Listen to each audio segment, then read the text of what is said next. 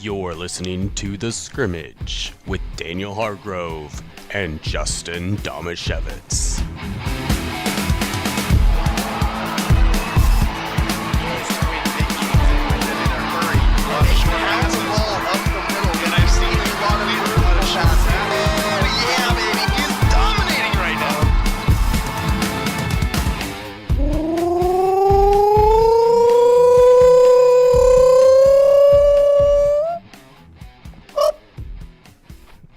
Cal Raleigh just hit another home run today. You didn't. Well, you didn't. Not like just no, now. like every 3 seconds, actually. Justin, every 3 seconds, Cal Raleigh hits a home run. I've heard every time Cal Raleigh hits a home run, an angel gets its wings. I've heard every time. Was I a little too excited about that? No, I've heard good energy. Every time Cal Raleigh hits a home run, a demon gets abolished to the abyss. Wow. Even better. Cal is literally doing the Lord's work. The Lord's work. Taking down demons. Yeah. Well, which 31 demons now? This year. Yeah, this year. Yeah. Yeah. It's okay. Super random. This whole show is going to be interesting. But so is interesting the right word? Sure. Okay. G. Scott came and docked at our employee day because apparently he's like a motivational speaker now, along with all the other stuff he does. And for those of you who don't know, G. Scott is on Cairo FM now. I think he's got a show there. He pops into 710 ESPN Sports every now and then. Oh, he's a news guy? He's not news. He's got like it's a news show though. Oh, okay. I believe he does a news show. Okay. I haven't listened to it, so I could be wrong. I think don't it's know like either. local news usually. Gotcha. But he was like the first half of his 2-hour-long motivational speech, That's which too long. It was too long, but also it was pretty good. Like it wasn't terrible. But the first half of it was just talking about like he assigned like different qualities to some of the Seahawks players he was around that like made them unique, and then he would tell like stories about them. Earl Thomas wasn't on the list, but he mentioned him and he was like, Earl Thomas, honestly the most difficult guy I've ever been around. And he was like, he was just so weird. He'd show up every day in shorts and a t-shirt and carrying a briefcase and muttering about how he was on demon time. Whoa. It's just like, wait, what? And then he like started talking about something else, and I was like, wait a second. Can we go back to Earl Thomas being on demon time? What are you talking about? You know, when Didn't you he said say something about dragon time once in Yes, same thing. I think he did. Yeah. I don't know what's Yeah. connecting, Dragon time, disconnecting. Sorry, guys. demon time, same thing. But there were some fun stories about like Russell Wilson that I hadn't heard before. Richard Sherman. Let's see, Jermaine Kearse. Something is connecting and disconnecting. I don't know what it is. I'm sorry. I forgive you. I forgive you too. But anyway, I just thought that was hilarious. I'm on demon time. G. Scott, Yeah, all I could think of was Michael G. Scott. Michael Gary Scott. yeah.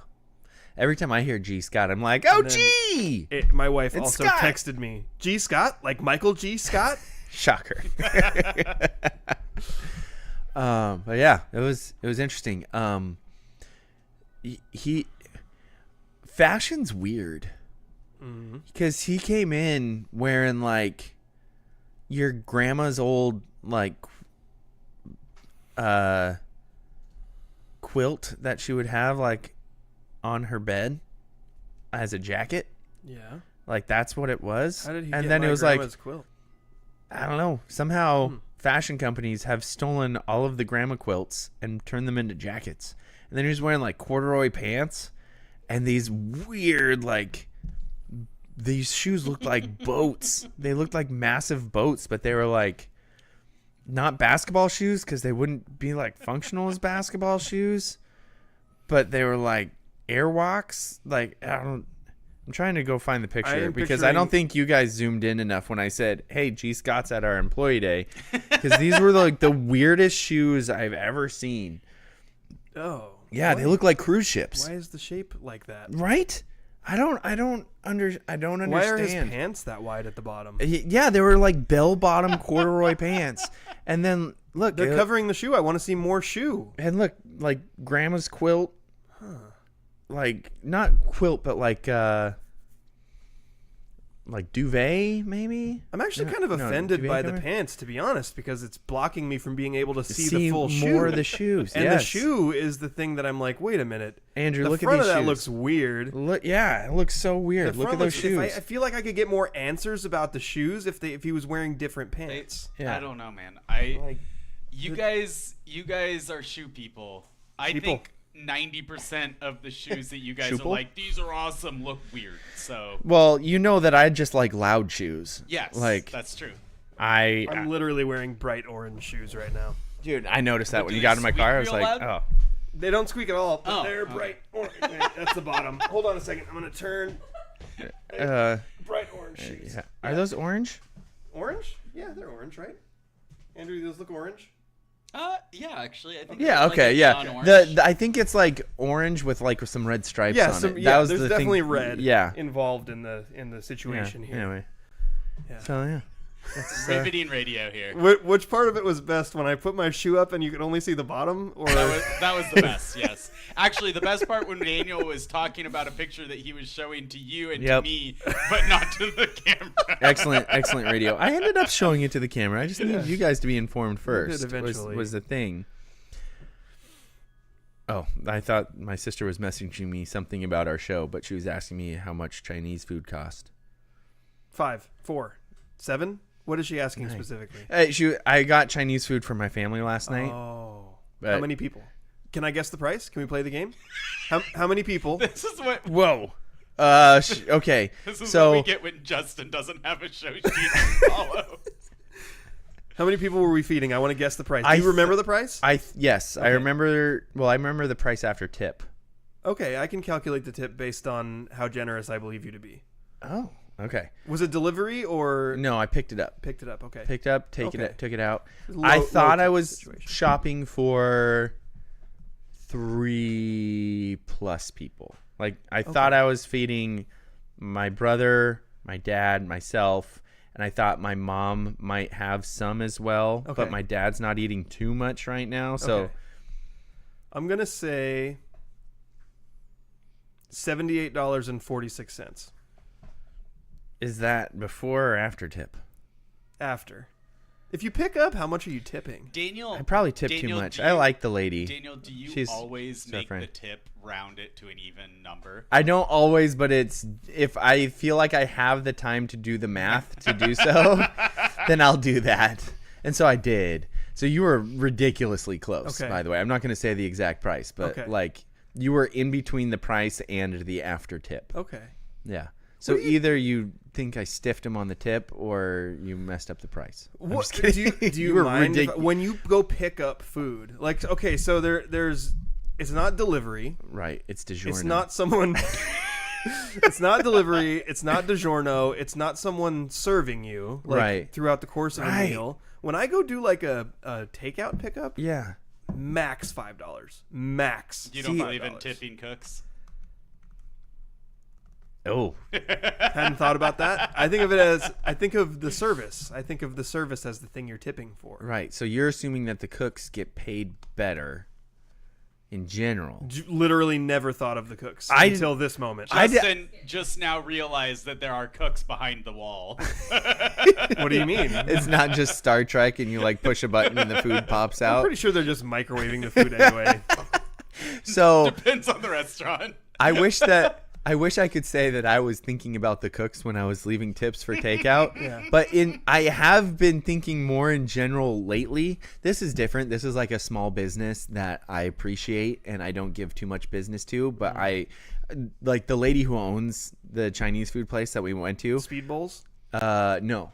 Golden Dragon in Hoquiam. I like Golden Dragon. We've been going to them since like 95. That's good stuff. And she's super nice. Kathy is amazing. So it was more just like, I don't come here as much as I'd like to help support your local business, so I leave a little bit bigger of a tip than I think I normally would for takeout.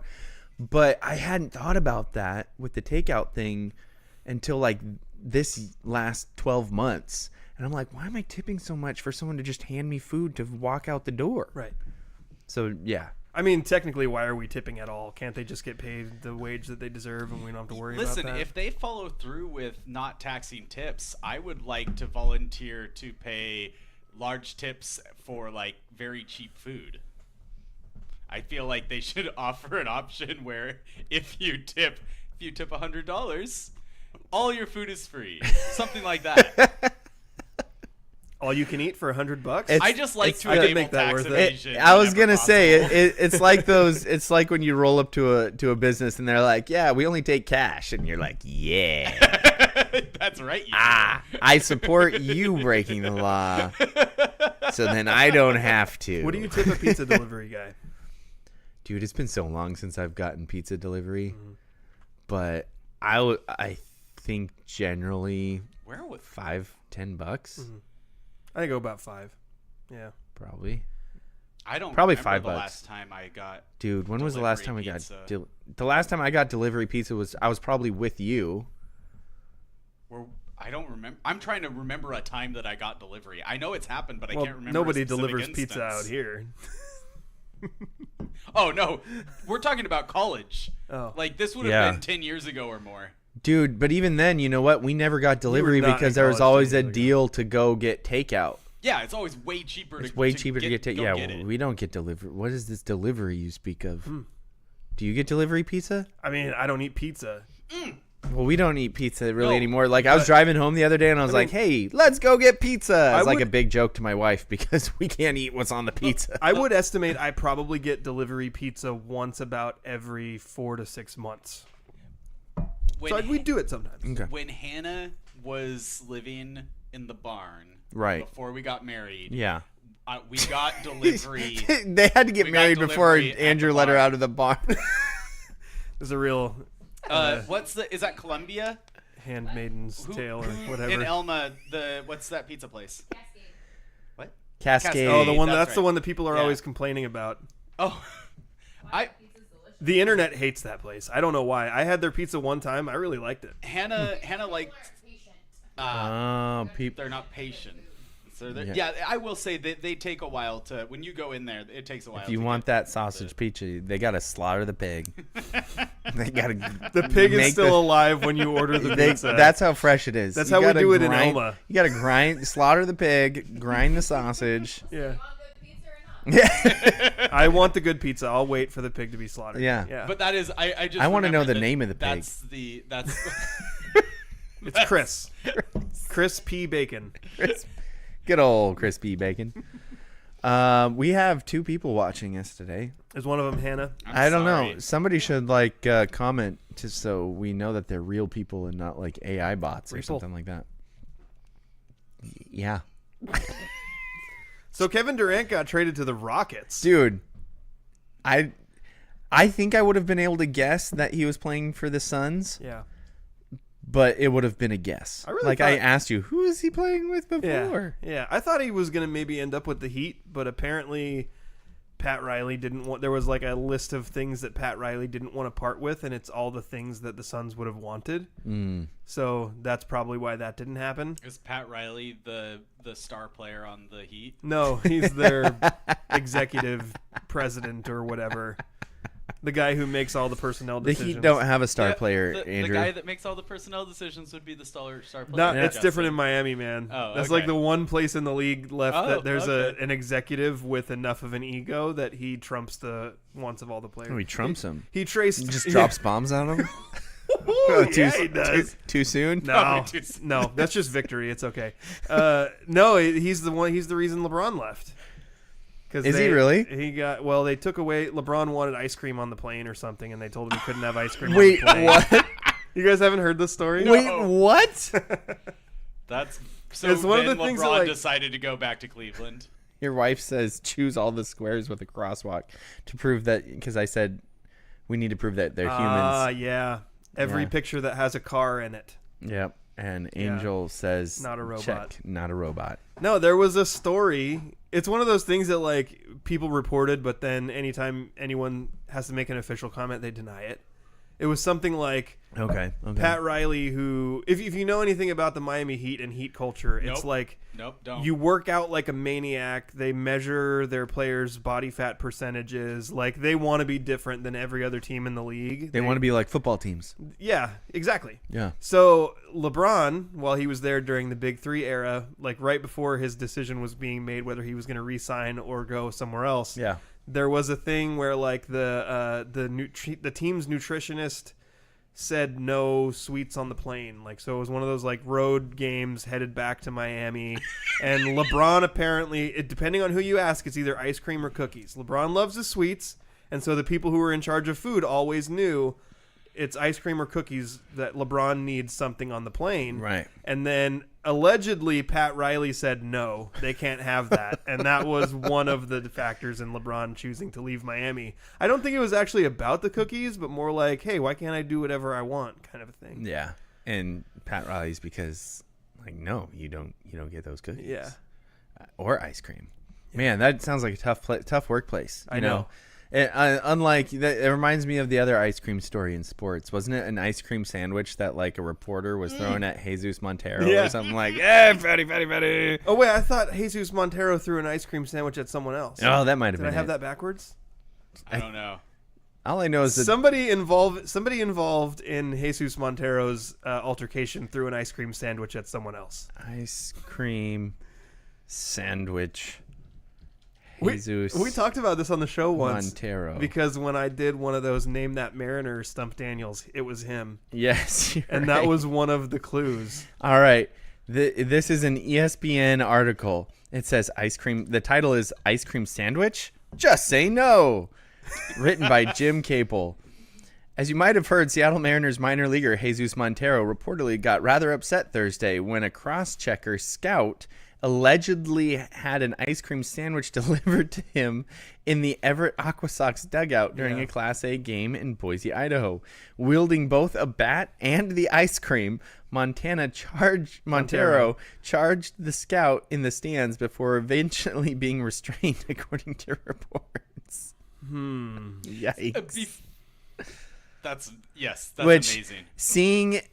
I think seeing Jesus Montero charge somebody would be like the most comical thing ever, because it's got to be like the slowest charge like of a all waddle. time. Like, he's really side to side. Like, dude, it's like Prince Fielder when is so much faster. You for being out of shape and slow, you should probably resist chasing them with a bat. Yeah, unless you're gonna catch look like them. a penguin. Yeah, just terrible. Yeah. He had the weirdest running form of all time. Like, it wasn't just that he was big and reportedly lazy and loving of ice cream sandwiches, but that dude was just slow in like every sense of the word.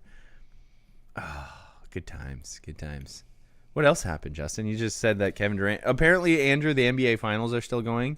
Yeah, the last game is tonight. It's at like 5 or something. Wow, you know things. I didn't know that. So obviously we are rooting against the Oklahoma City Thunder. Yes, and I kind of like the Pacers right now. I've never liked the Pacers before, but Tyrese Halliburton seems like the kind of dude I could really root for. Literally, all I think about when I hear his name is Dick Cheney. Yeah. So that's for what it's worth.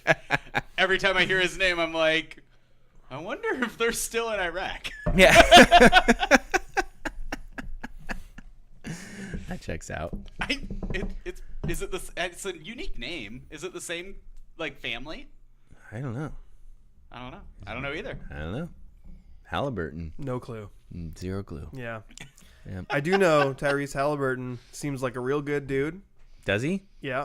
I heard that somebody was upset because he was trying to play hurt. Yeah. Somebody had this hot take recently on ESPN or something that he shouldn't have been trying to play hurt. That guy's an idiot. So he had a calf strain? Yeah. Wow, that sucks. I've tried to play through those. It's really brutal. And in game 5, because the Pacers got up 2-1, and then they lost 2 in a row. So then all of a sudden they were down 3-2. Yeah. And in game 5, he played through the injury and played very poorly. Right. So the argument that was being made was, should Halliburton be out there trying to play through the injury, or should they just play TJ McConnell because 100% TJ McConnell is better than a 50% Tyrese Halliburton? Right. But you know whose decision that should be? The coach. Exactly. Yeah. Yeah, Halliburton should have zero say in that decision. And I want him to say, yeah, I'm going to play. I'm going to try and do this. And then as soon as you're like, yeah, but you're not very good right now, the coach needs to pull him out. Well, and he did play because the conversation then for 2 days was, what should Tyrese Halliburton do? Yeah. He did play in Game 6, and he played well, and they kicked the living crap out of the Thunder. Yeah. So it got to a Game 7. Just, you know what? I almost just quoted that movie that I've never seen. But isn't like all the memes with oh crap with I'm sure with Marky Mark and the teddy bear. Oh, Ted? Yeah, is that what it's called? Where there's so. a thunderstorm and they're both just like. I've never seen it. Oh, I haven't seen it either. But there's like a little meme where there's a thunderstorm and they're scared. Is it so meme or Mimi? I don't meme. It's a meme. It's meme. Actually, Is it GIF or GIF? I've heard it both ways. Andrew, What? GIF or GIF? That's harder. That's what she said. It's properly GIF, but GIF is easier to say and seems more popular as a used pronunciation. Wait. The G stands for graphic. Yeah, I've heard this before. It's graphics interchange format. So GIF. So GIF is a more correct. Yeah, but you said GIF is easier to say. GIF. Is a J sound easier to say than a G sound? I think GIF is easier than GIF. J is a softer sound. Yeah. G, a hard G is a more aggressive sound than J. Yeah. So are I you don't saying? know Wait. So I are you don't- saying like it sounds like more like aggressive, or you're saying it's literally harder to make it's the sound with softer your in mouth? It's Yeah. softer in your mouth. That's what she said. Is that more difficult to or harder to I say? think so. Sorry, I'm literally not like. I'm just so confused. Okay, here's what we need to do. Give Daniel space for a minute. All right. What's going on? Say GIF, GIF. and then take a break, and then say GIF, GIF. with nothing in between. Just we're gonna give you some space. You take 10 seconds, say one after the other, and then tell us which one was more difficult to say. GIF. GIF. You know what? I'm going to say GIF was harder because I had to move my lips more. Like, I had to use more muscles to make the J sound. You looked like you were than working harder when you said G, GIF, though. The G sound, like, I can say G without, like, moving anything. All of G, a sudden, GIF. GIF is making my throat hurt. When GIF. I say GIF, it's making my throat hurt. GIF. Like, when you say GIF, like, you Yeah. have to, like, do some mouthful work. I just said mouthful. Also, she said. So, Not sure. GIF. Like, say GIF. GIF, Now say GIF. GIF. Yes, you don't move Your your lips, mouth. your lips work harder when you say GIF. Your throat works harder when you say GIF. GIF. Oh, that's weird. Yeah. Yeah, GIF. You're definitely in the back of the throat with GIF. But with GIF, you really have to do some work with the The mouth way you're region. saying it, you do. The mouth. The mouthal region. As opposed to the throatal region. So I guess Daniel, if you think about Angel says GIF is a peanut butter. Agreed. yes, that's like that is I like This saying, is the I face prefer, I imagined Angel saying it with this face. GIF is a peanut butter. Andrew, you were saying you prefer to say it which way? Because whichever way you prefer to say it is the way I'm going to say is probably right. Well, no, see that's the thing is like I think GIF is probably more. I do think is more correct, but I do say GIF because that's what it is. That's how my brain reads it. It reads it GIF. You read G as in George. It's similar to. I'll tell you. and that, you read C as in Celtic. I usually read G as well, in God. so Daniel, here's the thing: is with Celtic, Yeah. I grew up not reading C's like that, and as an adult, I have realized that is almost always wrong. Oh, you grew up reading C's with a A sound? soft C. Gotcha. And so it's similar. GIF is similar to a whole bunch of Latin words and other words with hard C's that I grew up thinking should have soft C's, like Macedonians versus Macedonians. And Macedonians is more accurate. What about to macadamia what nuts? like is more historically accurate to call them Macedonians instead of Macedonians. Still messes with my brain to call them Macedonians, even though I do agree that it's more correct. Interesting. And like Veni Vidi Vici.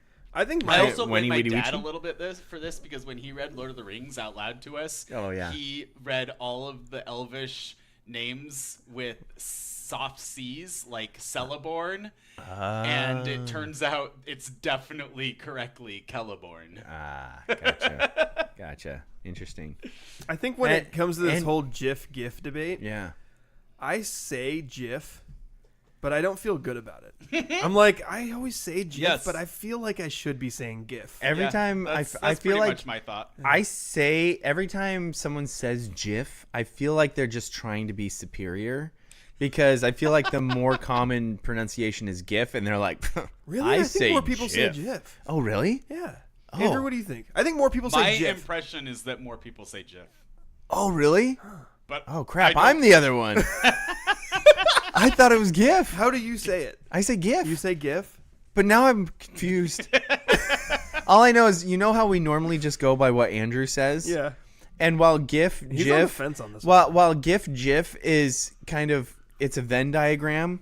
So there's circles, these two circle things. It's things Andrew doesn't know anything about and things Andrew knows stuff about. Generally, the circle of Andrew doesn't know anything about is pronunciation. Right. And but then there's this circle over here that he does know about, which is computer stuff. And this is a weird thing where they both come together, and in the middle there is this weird area of GIF, meme, any other like pronunciation of a computer thing. But I mean, you're talking to the guy who called them Nazis instead of Nazis. So, you know. Yes. What? Do you not know this story? No. As a young homeschooled kid, I had to have been like 10 years old. I was literally learning about World War II for the first time by reading like books from the library. And I was telling Mom excitedly about something that had happened when the Nazis were doing this thing, and she's like, hold up. Actually fair though, because if you look at NAZI, it does not look and like I had Nazi. never heard Exactly. I never heard it out loud. Yeah. I probably literally had never heard it out. It's not like people are talking about the World War II constantly around children. Yeah. Well, and Andrew had the problem was he read he read so much that he would come across words that he'd never heard before a lot because he just read every book in their house. That's true. This dude, that definitely happened to me when I was a kid too. If you pay attention, you will hear Andrew at some point in your life pronounce a word completely incorrectly. He's not being funny. It just hasn't come across it verbally yet around somebody. It happens a lot less often now. Yeah. I can't remember what it was in college, but you said something in college and I was like, what? That's not how that's pronounced. And you legitimately were like, oh, really? That must be one of those words. At least I've never heard him say chameleon. No, that was definitely one of those words, though. Like, I probably didn't learn how to say that word until I saw it in the TV show. Like, until you saw How I Met Your Mother. Yeah, and you were like, it's entirely possible that that's when I learned that. I don't remember having an epiphany watching that, though, so maybe I heard that before. Angel says the people who are saying... GIF. The people who are saying more people say GIF are the ones who say it and try to feel superior. Hey, I'm not trying to feel superior. I honestly thought maybe subconsciously you were. Man, you did kind of do this. I say GIF. Did I really? Did I go with the punch me face? A little bit. Then she clarified that it didn't translate well. She was saying "j." So she's saying that the people who are saying more people say "gif." Oh, this are is the getting ones confusing. I'm so confused. I'm confused too. Angel, that especially didn't work because before when you were saying "j," you said peanut butter and you spelled it with a J, so we all knew. And then you said then you went back to it. Man, she's really gonna have to work on her communication skills if she wants to be an effective youth leader. I really need to get my woman under control. Like, she is really just out of control right now with these comments. What else random? Do we want to talk about? I might not be able to else? go home for a while. Can I come to your house? Do you want to change diapers? I And feel like I'm past the diaper changing phase of my life. well, do you want to stay at my house? What if That's how you pay rent at my house. You change diapers. I have to be wrist deep in poopy? Wrist deep. Actually, If you're lucky. it's only like finger deep now because we've potty trained another kid. So I'll it's, just it's more rare that Sleep she in the poops. poultry pen with my chickens. There you go. Good Yeah. call. I'll- And your dog will just try and claw you out. Yeah. Yeah. Yeah. Have we mentioned that we're sponsored yet? No. I'm not sure if anybody wants to sponsor Are we this doing episode. a show? I thought we were just talking. That's kind of what it's been like. Is like this hasn't been an episode of the scrimmage. It's been an that's our episode show. of like, I don't even actually think we said the name of our show. dude, I don't think we did. Or either. our names. This has been a half-hour intro to the scrimmage. I'm Justin Domashevitz. That guy over there that guy. is my co-host Hey, Daniel guy. Hargrove, and our Oh, that's trusty me. producer over here is Andrew Wow. Gross. Yeah, as obviously it's pronounced. Yeah. His teachers would always go with Gross. Yeah. First try because why call someone gross until you know for sure? I mean, definitely the risk reward there. It's definitely better to go Gross and then be corrected to gross than gross and be corrected to Gross. Yeah.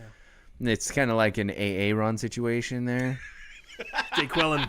Jake Quellen. Angel says, I use voice to text and you guys came a little late to my comment. Also, Daniel, just wait till I do an imitation of you. So wait, when you did voice to text, how did you say it? And then how did it go in as GIF and GIF? Let's Like find if you out. say, Hey Siri, text Angel, GIF. what did it say? GIF. Like JIF? JEFF. What? JEFF?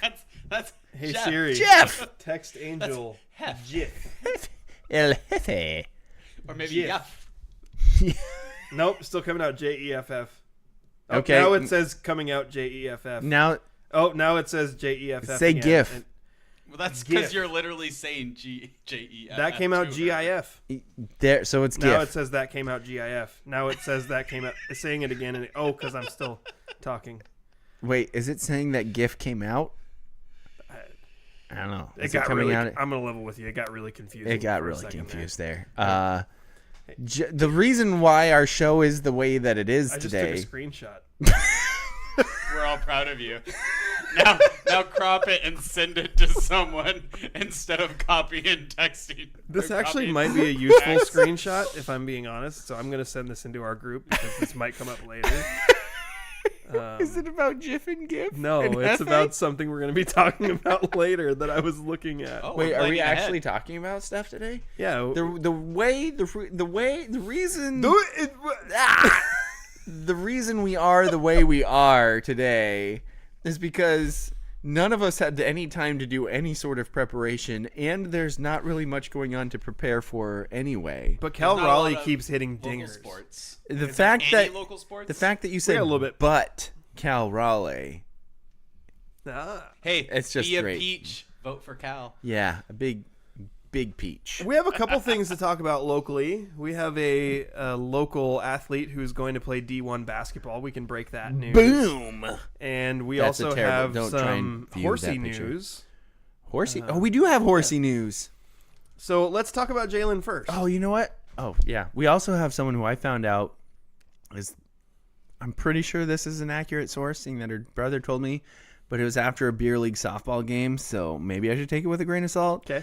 But I heard that Emmy Spencer is the first athlete in Highline College history to be on scholarship for 3 sports at once: Well, that wouldn't surprise me at all. basketball, softball, and soccer. Yeah. It's just doing Emmy Spencer I things. bet she's just winning. Yeah. Like just maximum winning. Maximum, as she usually does. Anyway, just wanted to throw that Very out cool. there. Justin told me that, and I was like, that Not checks me. out. Because she was the 8-year-old girl one hand catching men's size footballs on the sideline of Bearcats games. Remember when she hit a home run off you? Shut up! Sorry, that was a bit of a visceral reaction. Normally that would be a badge of honor, Daniel. You'd be like, yeah, she hit a home run off me. It was pretty cool. Sorry, that day comes with a lot of PTSD. I agree, actually. And one of it was Emmy Spencer hitting a nuke. But the off me. smallest part of the PTSD was Emmy Spencer's home run. It was much more what happened later and how hard of a time as adults we had letting that go. Yeah. I didn't adult very well. I also did not adult very well that particular day. Shocking. Okay, let's talk about Jalyn. So former Elma Eagle, Jalyn Sackrider, who has been playing college sports at Evergreen College. She did track. She did throwing events in track. She also played basketball. And as of a few weeks ago, it seemed like maybe her college sports career was over. Yep. She is graduated from Evergreen, and she had a phenomenal athletic career at Evergreen. But oh, dude, that's so funny. The screenshot you sent me? Yeah. I took like almost the exact same screenshots before we started the show. We should compare them and see how close they are. Yeah. But some events have transpired that were unexpected that led to Jalyn being able to continue her college basketball career in Division I at Fairfield College, which is incredibly exciting. We saw a picture of what the facility looks like with her locker. It looks super cool. So cool. And Jalyn looks very excited to be able to continue her career, and we are also very excited to follow what she does at the next level. Absolutely. The events that transpired was she's really good. Yeah. And a Division I college found that out and was like, hey, we would like you to come be very good for us for one more year of eligibility, which she apparently has. Apparently there is a rule that you, if you never play at the D1 level, you have 1 year of eligibility. At D1, no matter what. Even if you've played 4 years or your full eligibility at a lower college. Wow. There was it happened after somebody sued about something, and I don't know the details. I don't even know who it was. Interesting. It was a football player. So yeah, it was a football player. But basically, so you're telling me I've got some eligibility left? Yeah, Daniel. I do think it's kind of cool because it does give a chance for somebody who's doesn't get noticed early enough to really like it's cool because it allows people who are talented but kind of fly under the radar or are actually focused on their school and like you know like they're actually like worried about their degree and so they finish that, and then if they're really talented they do have the opportunity to go play a year at a like a I wouldn't say elite. Not all D1 is elite, but the top it's level. elite compared for the, in college athletics. D1 is the elite. Yes, level. That's pretty cool. You Google Fairfield University women's basketball, and like the first image that pops up is well, actually, it says posts on X, and it's this picture of Jalyn, and they have like a hype post where it's like her in the jersey, and then like highlight pictures of her playing basketball too. It's just awesome. This one? It is that Because if you want to see it, I just posted it to our socials. So go to the Scrimmage, either Facebook or Instagram, and you can check it out. And then also when you Google that, it says people ask, is Fairfield University D1 college basketball? Yes, it is. And then the next question is Fairfield a Division I school? Yes, that was answered in the first one. And then the second one says, is Fairfield women's basketball good? Let's see the answer. They won its second straight MAAC title and its third over the past 4 years. So when you're talking about elite, oh, they're in the MAC? They're in the MAAC. MAAC? I don't know what the MAAC. Oh, okay. Mid-Atlantic Athletic Conference? I bet you're right. Mid-Atlantic. Metro Atlantic Athletic Conference. Metro. It is over in Connecticut. So it's like a guy who acts a little feminine. It's over in Connecticut. She's like an hour from New York City. Okay. What? JFK. Oh, yeah. She's also an hour from JFK Airport. So they have won it twice, 2 in a row, 3 over the last 4 years.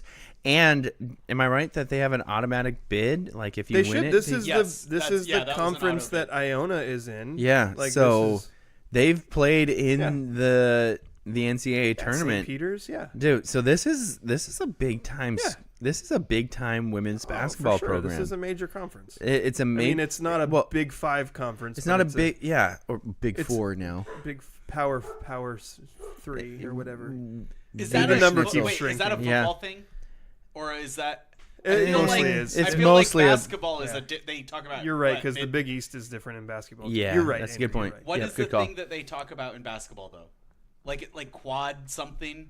That's different. That's But what is it? quads are based on the RPI, and it's just a ranking system. Okay, so that's not related to conferences. No, it's not.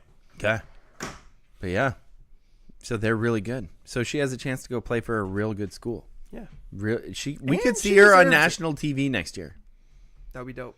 That would be I may have super to dope. subscribe to ESPN Plus. That would be soap. I also saw that Michaela Stanfield transferred from Gonzaga to Boise State. Oh, Yeah. Yeah, so within Michaela. within the conference. Is Yeah. it Gonzaga and Boise State are both? They're both going to be in the Pac-12. From Gonzaga State to Boise State. Are they going to change the number of the Pac-12? I don't think so. That's annoying. I agree. I want them to change it back to the number that it actually is. I agree because I think it would be fun to be like, it's a fun thing to talk trash about other conferences. Like, yeah, whatever, the Big 10 / 19. Yeah. But I don't think they will. I think that they are I say locked we. into the brand. Do we still need another school? Are we still missing it? Do we still need I'm not one more sure. school? Isn't there 8 You now? should figure that out. I think there's a lot of stuff up in the air right now that is going to be resolved in the Hey, next Siri. like Which through this schools summer. are in the new Pac-12 conference? Pac-12. Washington Necessary. State Cougars basketball is what it pulled up. Yeah, series. It says Arizona, Arizona State, California, Colorado, Oregon, Oregon State, Stanford, UCLA, USC, Utah, Yeah, Washington. that's not correct at all. That's the old Pac-12.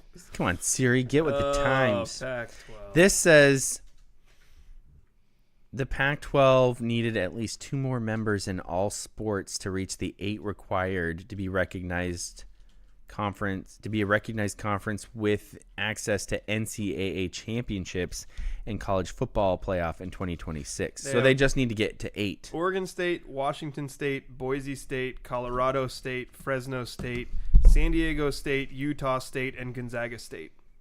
Oh, so they have 8. They have 8 So they're good. in 2020. Starting in 2026, they will have 8. Sweet. So they're good.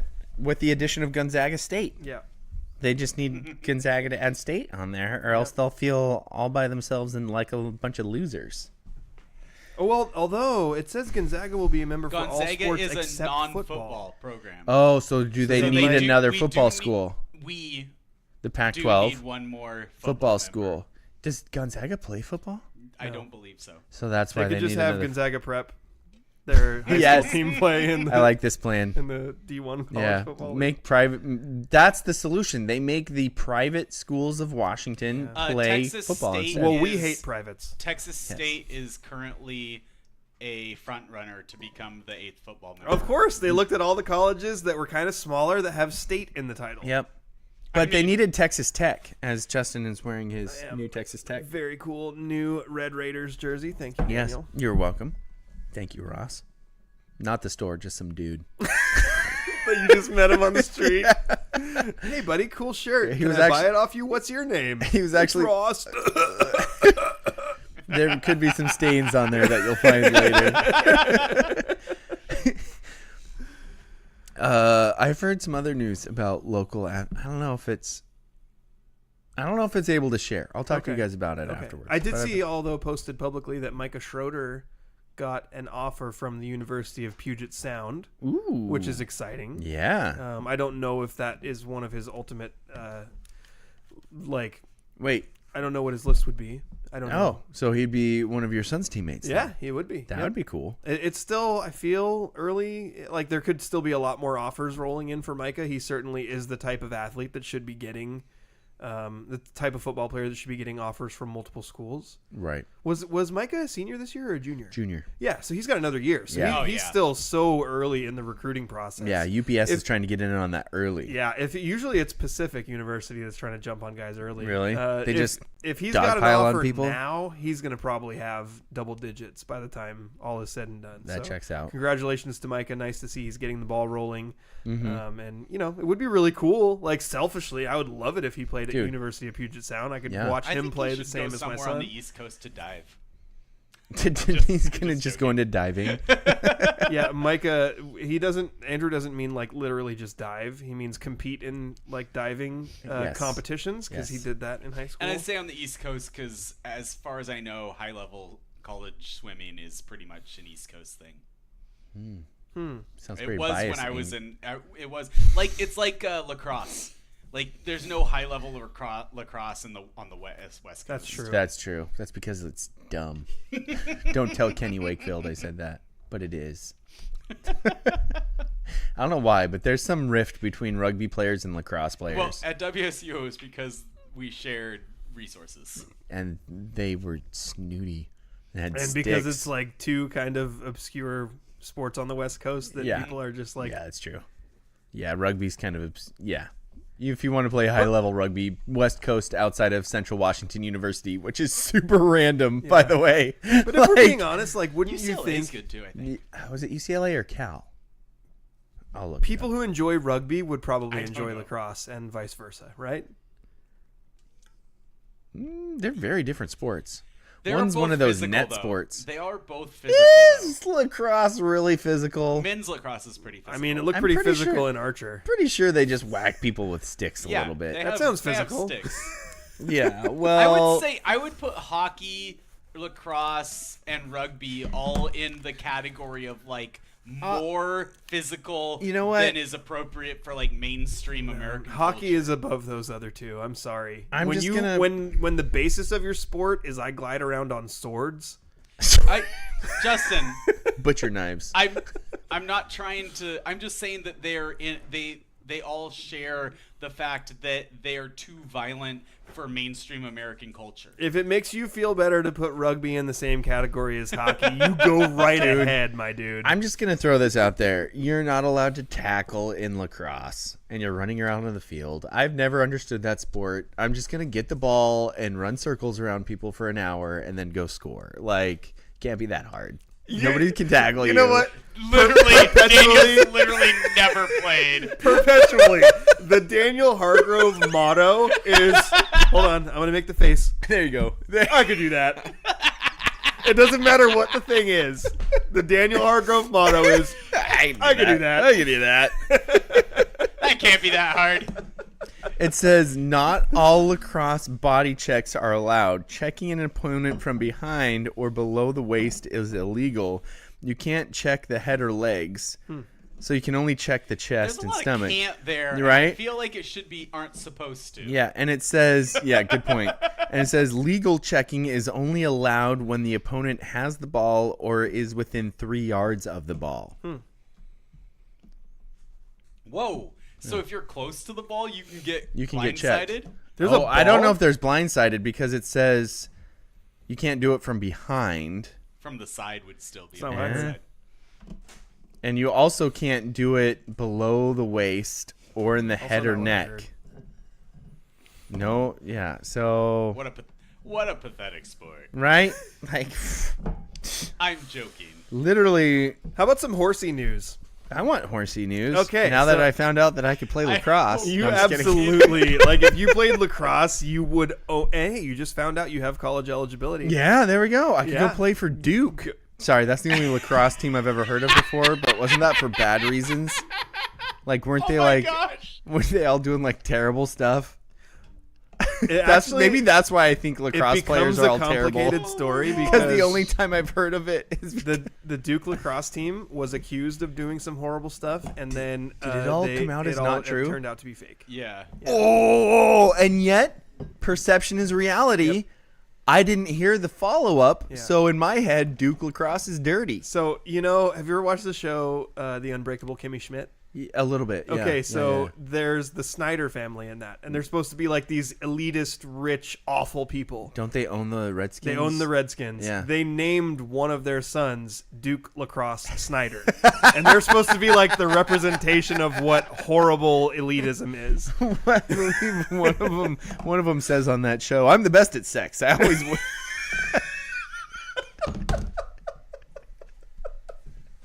I was finished first. Now on to horsey news. Hey, Chase is online. Justin, why didn't you acknowledge that Fire Grayson Allen edit I sent you? I ignored that. I like Chase, but he tests our friendship sometimes. That's He so also weird sent me that a friend sick of highlight. yours- Yeah, good point. He sent me a sick highlight of Isaac McGaffey Ooh. throwing a ball off the backboard and then dunking it in a summer league game. Are you serious? Yeah, I'll show it to you. How have you never shown? I thought I don't we were know. friends. Chase, you should probably send these things to Daniel. He would probably appreciate them more. I liked it. I didn't like the other thing he sent me, but I did like that one. On to horsey news. Yes, horsey news. This Or should we is- take a break first? Do you want to do that? Okay, you know We've what? teased the horsey news. That might We be the have. only thing that'll keep people around through our very long commercial break. We still need to talk a lot about Cal Raleigh and his Yes. big dumper. He has a big one. He's been dumping all over other teams. So many X's. And we have horsey news, and then we're also going to take our Jane Roloff Award list and narrow it down to some finalists. Yeah, we're going to eliminate some fools. And some very some talented fools. athletes who maybe aren't quite as high in prestige as the others. Yeah, that's the nice way to say it. We're going to get rid of some jokers. No, I'm just kidding. We're just going to elevate some happened to others. you? I don't You know. are out of control for the last 65 seconds. I started talking about lacrosse, and I just my vision's blurred. I don't know what's going on. I think we need to take a commercial break. Do you have a legal situation and need someone on your side? Let the law office of Jeffrey A. Domashevitz be your advocate. If you've been the victim of medical malpractice, suffered a personal injury, or need representation with real estate law, small business law, or estate planning, let Jeff Domashevitz put his 29 years of experience to work for you. Call Jeff Domashevitz today at 360-612-3991 or visit domashevitzlaw.com. That's DAMASIEWICZLAW.com. Spivey Realty Group's goal is to make buying, selling, investing, and renting real estate in Grace Harbor simple. They believe in 100% transparency and unparalleled communication with local expertise, tech-enhanced, and top-notch service for their friends, neighbors, and community. Their goal is simple: get a group of strong-willed, hard-working people together who want to make a difference in Grace Harbor and to use real estate as the means of achieving that. Voted Grace Harbor's best real estate company. Find them on Facebook or visit graceharborrealestate.com. Spivey Realty Group, elevating small town real estate. I had something I was going to say, and then both commercials played, and I had no idea. I just lost it. Yeah, we conspired against you. I was ready to talk, and then another commercial played, and my brain cells went, yeah, we're out. Brain cells. What's it like to have those? Well, you arrest people and put them in the cells of your brain. Whoa. Yeah. That's I know what it deep. was. It was really weird. I was at church today, and I randomly glanced over at the back of this kid's sweatshirt, and I was like, Dimmy Wixaz? Dimmy, and then the back of the kid moved, and I was like, I'm an idiot. That's McConaughey, and it says Domashevitz.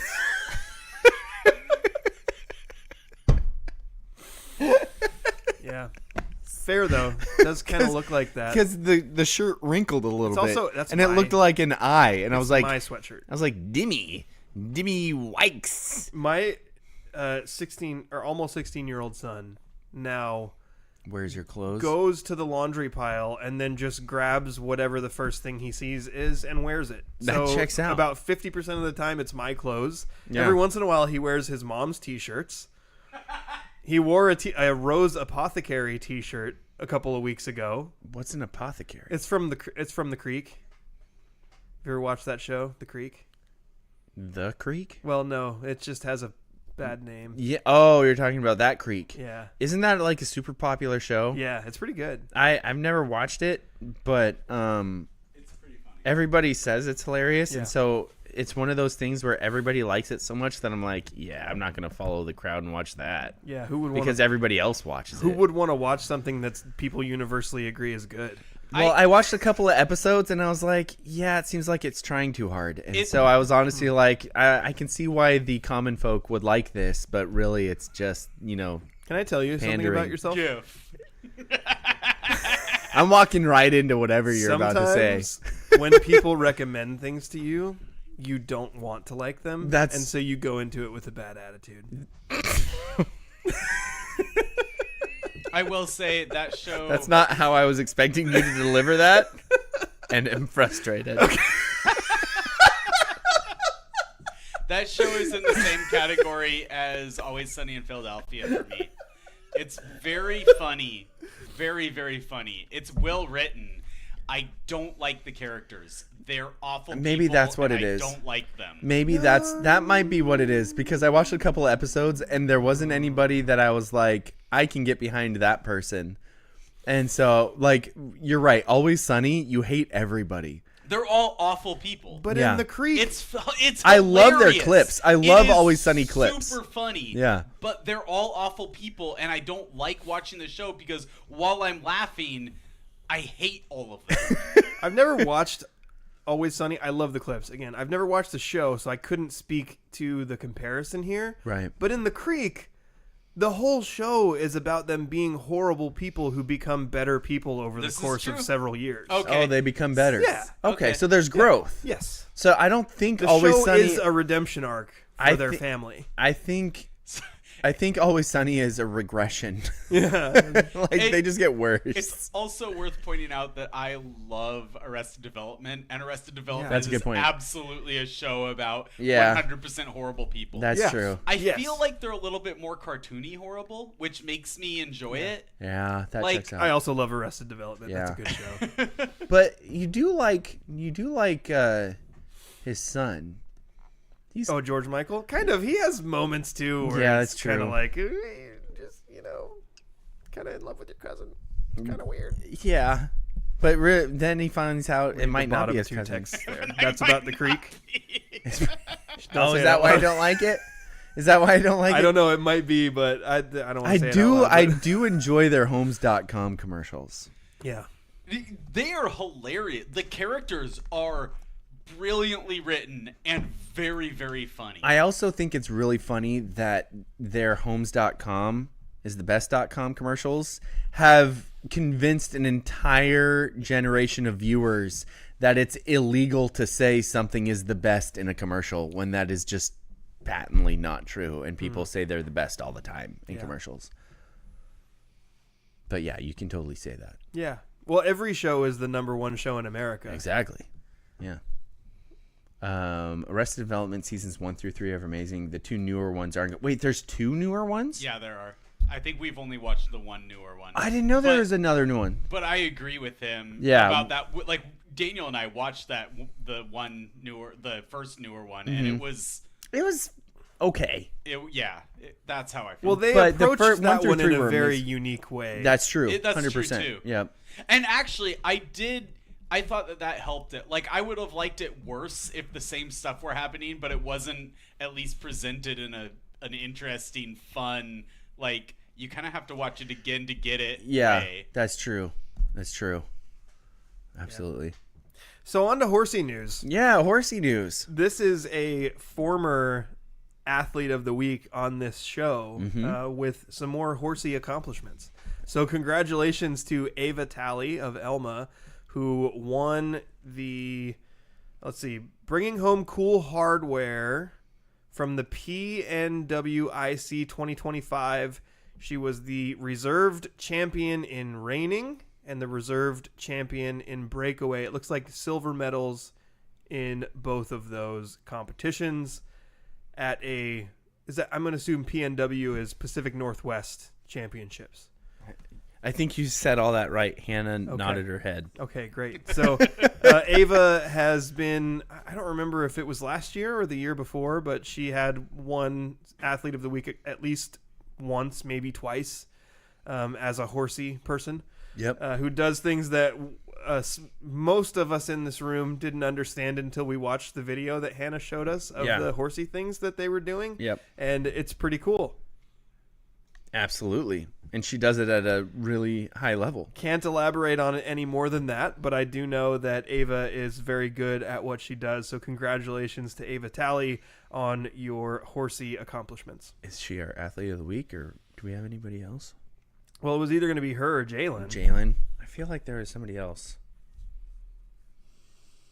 Didn't we have somebody else do something? No? Was it just those two? Might have just been those two. Well, we talked about Micah having his offer from Puget Sound. Yeah. Was that it? Did something else happen that I don't know about? Let's check out the Daily Andrew World. and I went to Rainier's games. Does that count? Can we give it to ourselves? I watched a 3-hour and 15-minute game where the Rainiers scored 14 runs, and the Albuquerque Isotopes scored 10. 10? I watched a very different game where Jonathan Diaz looked like a major league pitcher against AAA players, and the Rainiers won 4-2. It went very quick. It was like a 2-hour and 15-minute game. I have a couple things, actually. Okay, so first of all, have you guys been following? Also with Jalyn, she had a Lifetime Achievement Award at Evergreen too since our last recording of a show. The Gooey Ducks gave her like a career. What was the name of that award? Just a sec, I'm pulling up the article.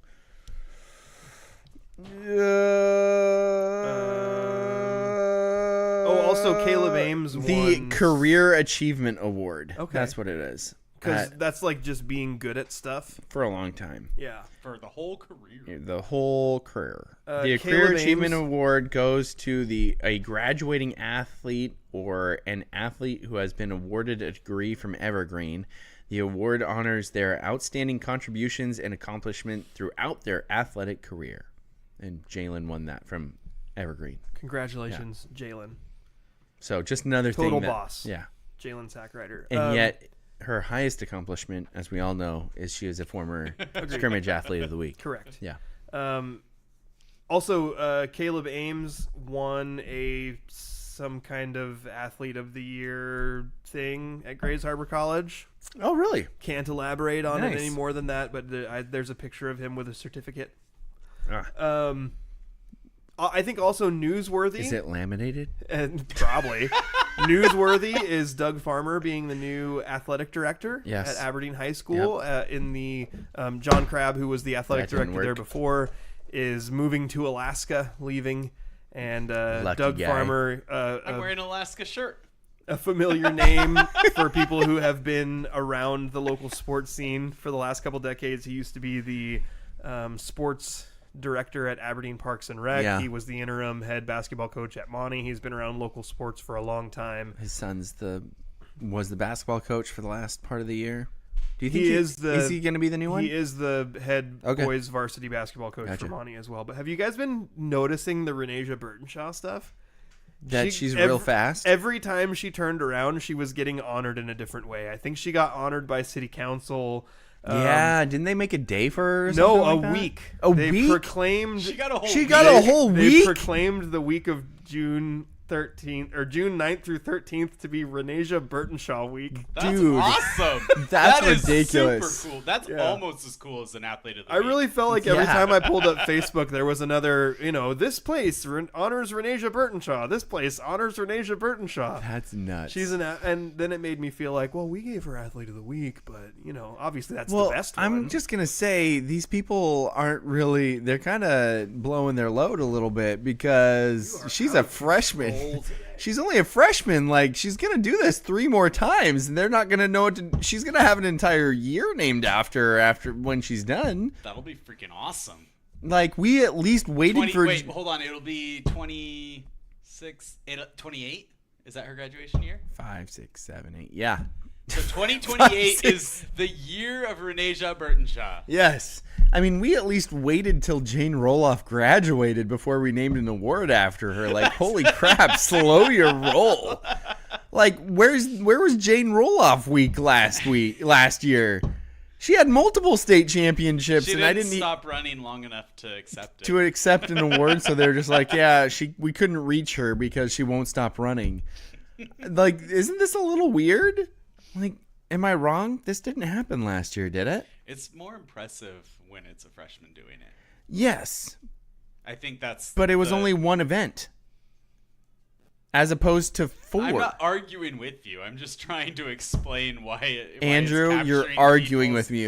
Why it's capturing people's attention. This is sports radio host 101. Somebody states a fact and you take it as an argument. Right, Justin? Sports radio host 101. Somebody says a fact and you take it as an argument and yell at them. Yes. Okay, cool. Correct. So Andrew said, that works. I said, where was the Jane Roloff week last year? Mm-hmm.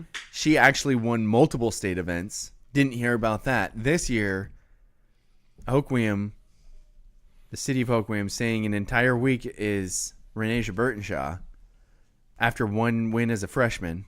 And Andrew said it's more impressive that she's a freshman. And I would started say to argue with It's him. more impressive when you're a freshman. It catches attention. I think they're thinking we can do Renasia Burtonshaw week every year for the next 4 years. How- Because she's going to just keep winning state titles. I was going to say they're going to have to keep upping it. And Andrew was like, yeah, 2028, the year, or Renasia Burtonshaw year. Yeah. The year of Renasia Burtonshaw. Yeah.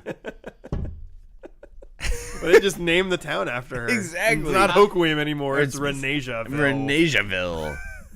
Renasia Town. Renopolis. Yeah, Renopolis is good.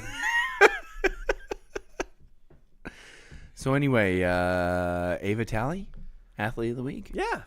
Yeah. For horsey stuff. Congratulations. Yeah.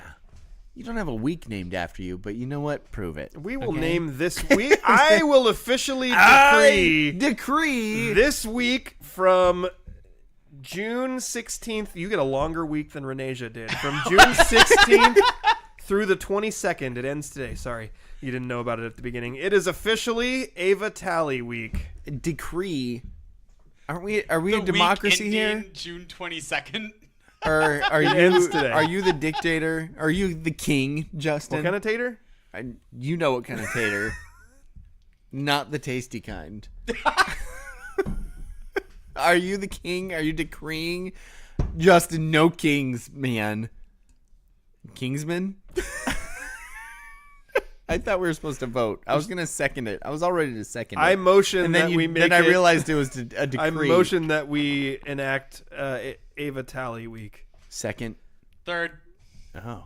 Fourth. The motion has been moved and seconded. All those, or any discussion? No. All those in favor? Aye. Aye.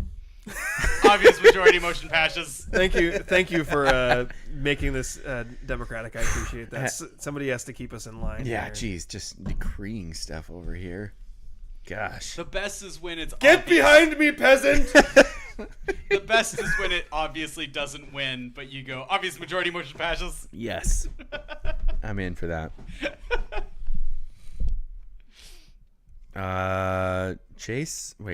Chase says, I think Elma needs to respond and have a Richie week instead of protests. Better. Yeah, I drove by some protests in Aberdeen. They should think about, having some weeks instead too.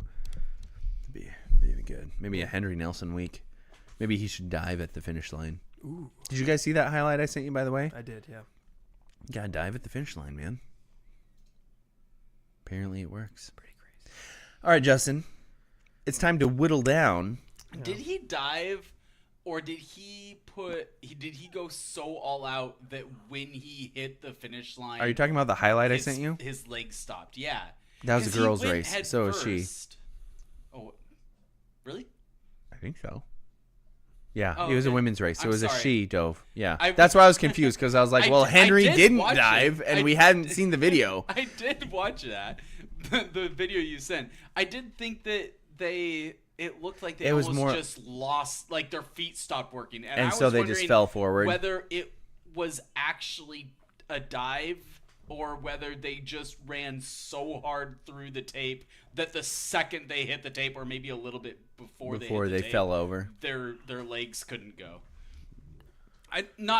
That's probably an argument. I'm sorry. It's worth noting. I would say noted, Andrew. Okay. Noted. And I think probably there's some of it in there because I see what you're talking about. I would say that if you can put everything out there so hard that you fall down as you touch the tape, that is the best way to win. That's a good point. You might get a little bit of road rash, but hey, you won. Yeah, that's right. All right, Justin. You want to read off the entire list, and then do we have a number we're trying to get it down to today? I want to say let's try half a dozen, and if we can go lower, if like 6, let's make 6 the limit. 6 of one, half a dozen of another. Yeah, let's do it. No, just 6 of. Are you sure you don't want to get it down farther? How many do we have? 1, 2, 3, 4, 5, 6, 7, 8, 9, 10, 11. 12, 13, 14? 13. Yeah, I think so. I think that's right. Oh, my phone's doing something weird. Oh, gosh. Oh, wait, because this is a screenshot. I was trying to scroll down in the text thread. I'm so bad at this. I'd laugh harder if I didn't do that all the time. One. Okay, so let's start at the tippy top. Lily Camp. Let's go through the list, and we'll just give a yay or nay finalist one time through. So Lily Camp, I would say yes. Right? Definitely. Okay. Isaac Garcia. I'm going to go 50-50 on that one. Okay. He's got some work ahead of him. Oliver Bryson. Yes. Okay. Renasia Burtonshaw.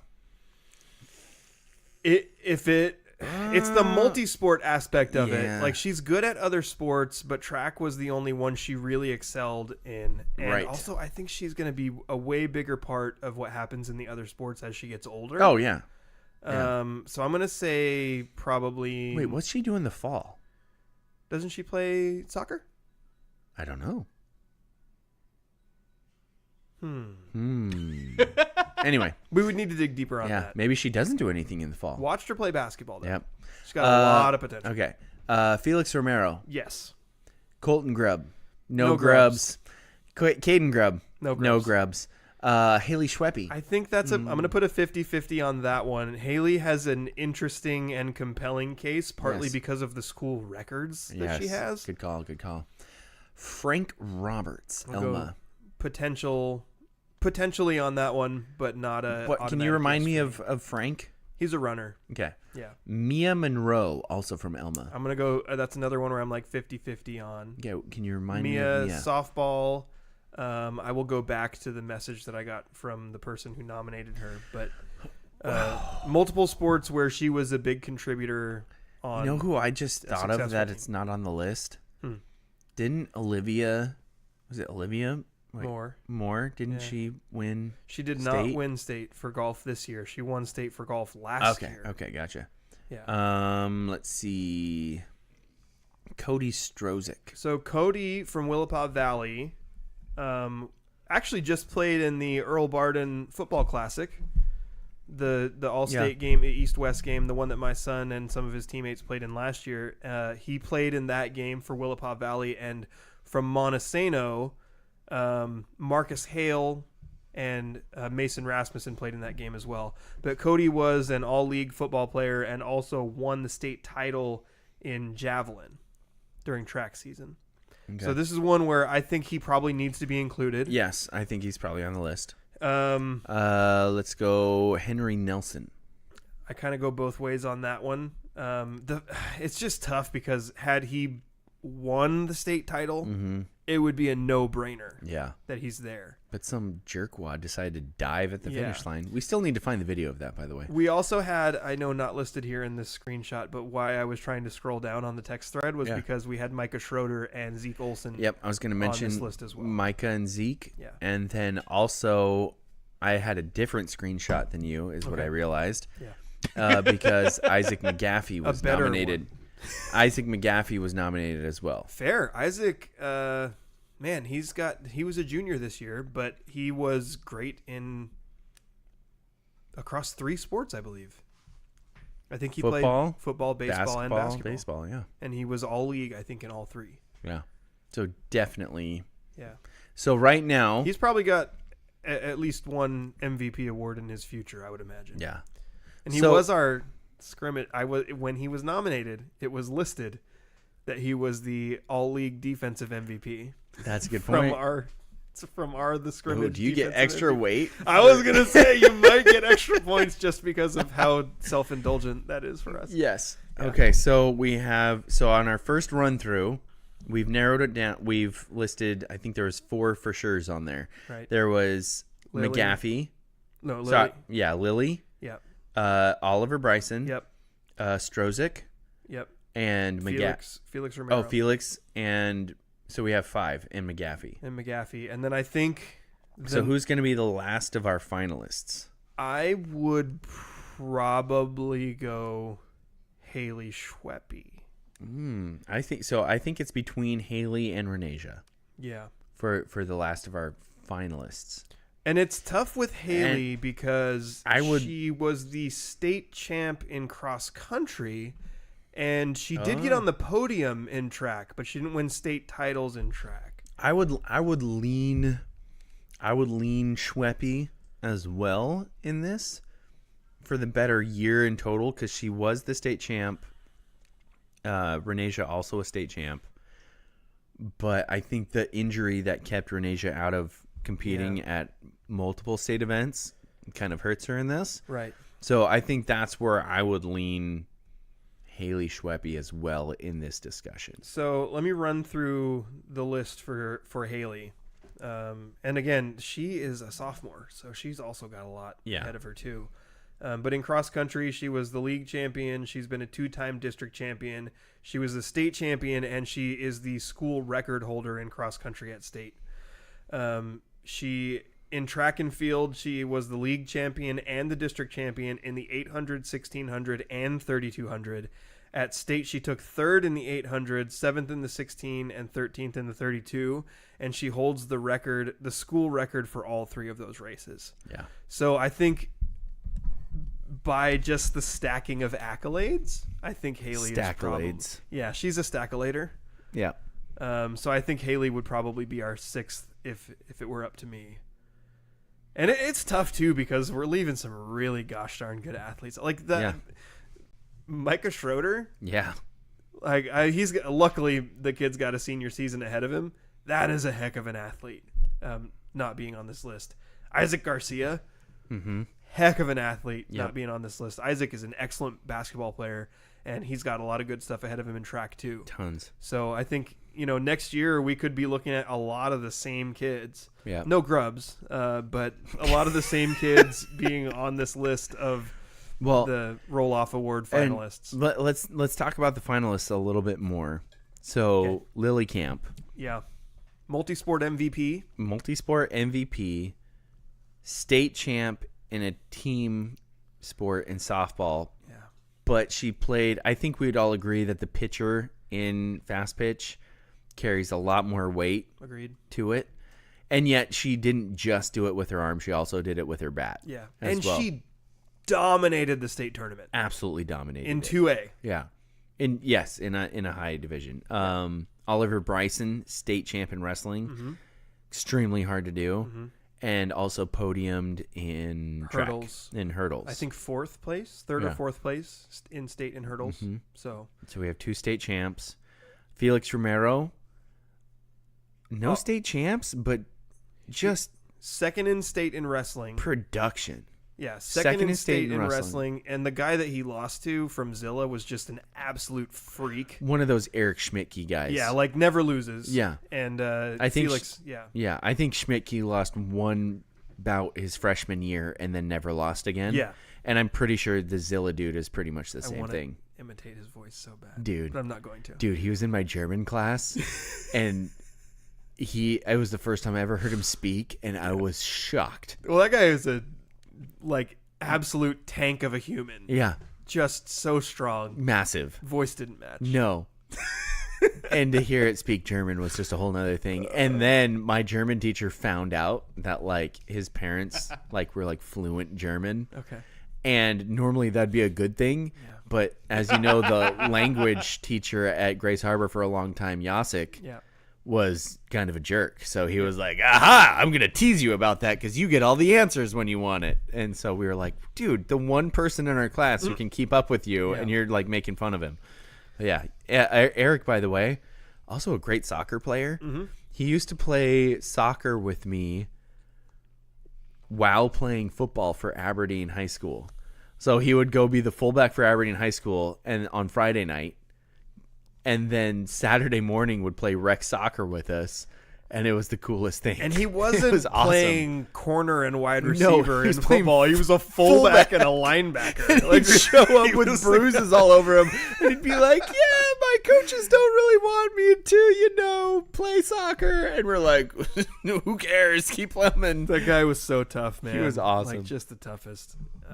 Anyway, what were we I talking wouldn't about? mess with his. I wouldn't mess with his sister either. By the way, We were talking about Felix. Okay, so she Felix, threatened to beat me up once, and I was like, Oh, Marley? Yeah. Yeah. I was like, no, thanks. I don't think I'd mess with her either. Yeah. Felix was second place in state Yeah. in wrestling. He also was an all-state punter and a very important linebacker. I don't remember what his all-league honors were, but on a football team that made the state semifinals. And fighting through injury kind Agreed, of yeah. took some out of that. Sorry, I'm throwing And my then phone. he also was the offensive league MVP in soccer.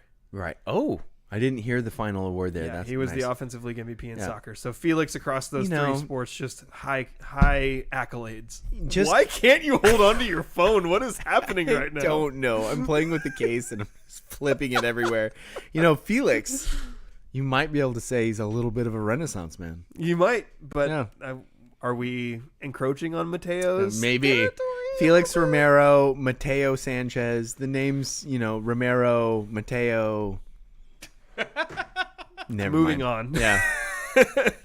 I really like Felix though. Haley, Felix is awesome. Haley, we already ran through. Yeah, we skipped the grubs. No need to mention anything there. Well, they're not finalists. Oh yeah, good point. Get out of Haley, here, we grubs. already ran through. We'll see you at the wiffle ball tournament. accolades. So we have Lily Camp. Saying it here first. My wife's hitting a nuke off of Caden. Dude, what if she did? Why did you say that? What out if loud? she did? Why would you say that? Because risk reward, my guy. Is anybody expecting her to do that, even if I say it? No. But if she does, I can be like, you heard it here first. You just put that pressure on her. No, I'll never tell her. She doesn't watch the show? I don't think so. Okay. She'll probably text me in a second. So we have Lily Camp, Oliver Bryson, Yeah. Felix Romero, Yep. Haley Schweppe, Yep. Cody Strozik, Yep. which, as I mentioned, he was the state champ in javelin and also, I believe, first team all-league in football. That's one I'm going to have to do a little bit more digging to figure out what he had around there. Who am I missing? Did we go with Henry Nelson? No, Isaac McGaffey. Isaac McGaffey. Yeah. Isaac McGaffey. For just general excellence across all sports. In everything. Yeah. But all team sports. Yeah. So that makes it a little bit more difficult on him, which I just realized. Yeah. Like, is he the only one who's got 3 team sports? No, Lily Camp, I guess. But does Lily play 3 or 2? That was the thing. I know she was the volleyball league MVP. She was the softball league pitcher MVP. She played a And- winter sport? I don't know. I don't think so. I don't know. Unless she swims. Because she didn't play basketball and she didn't wrestle, I don't think. Yeah.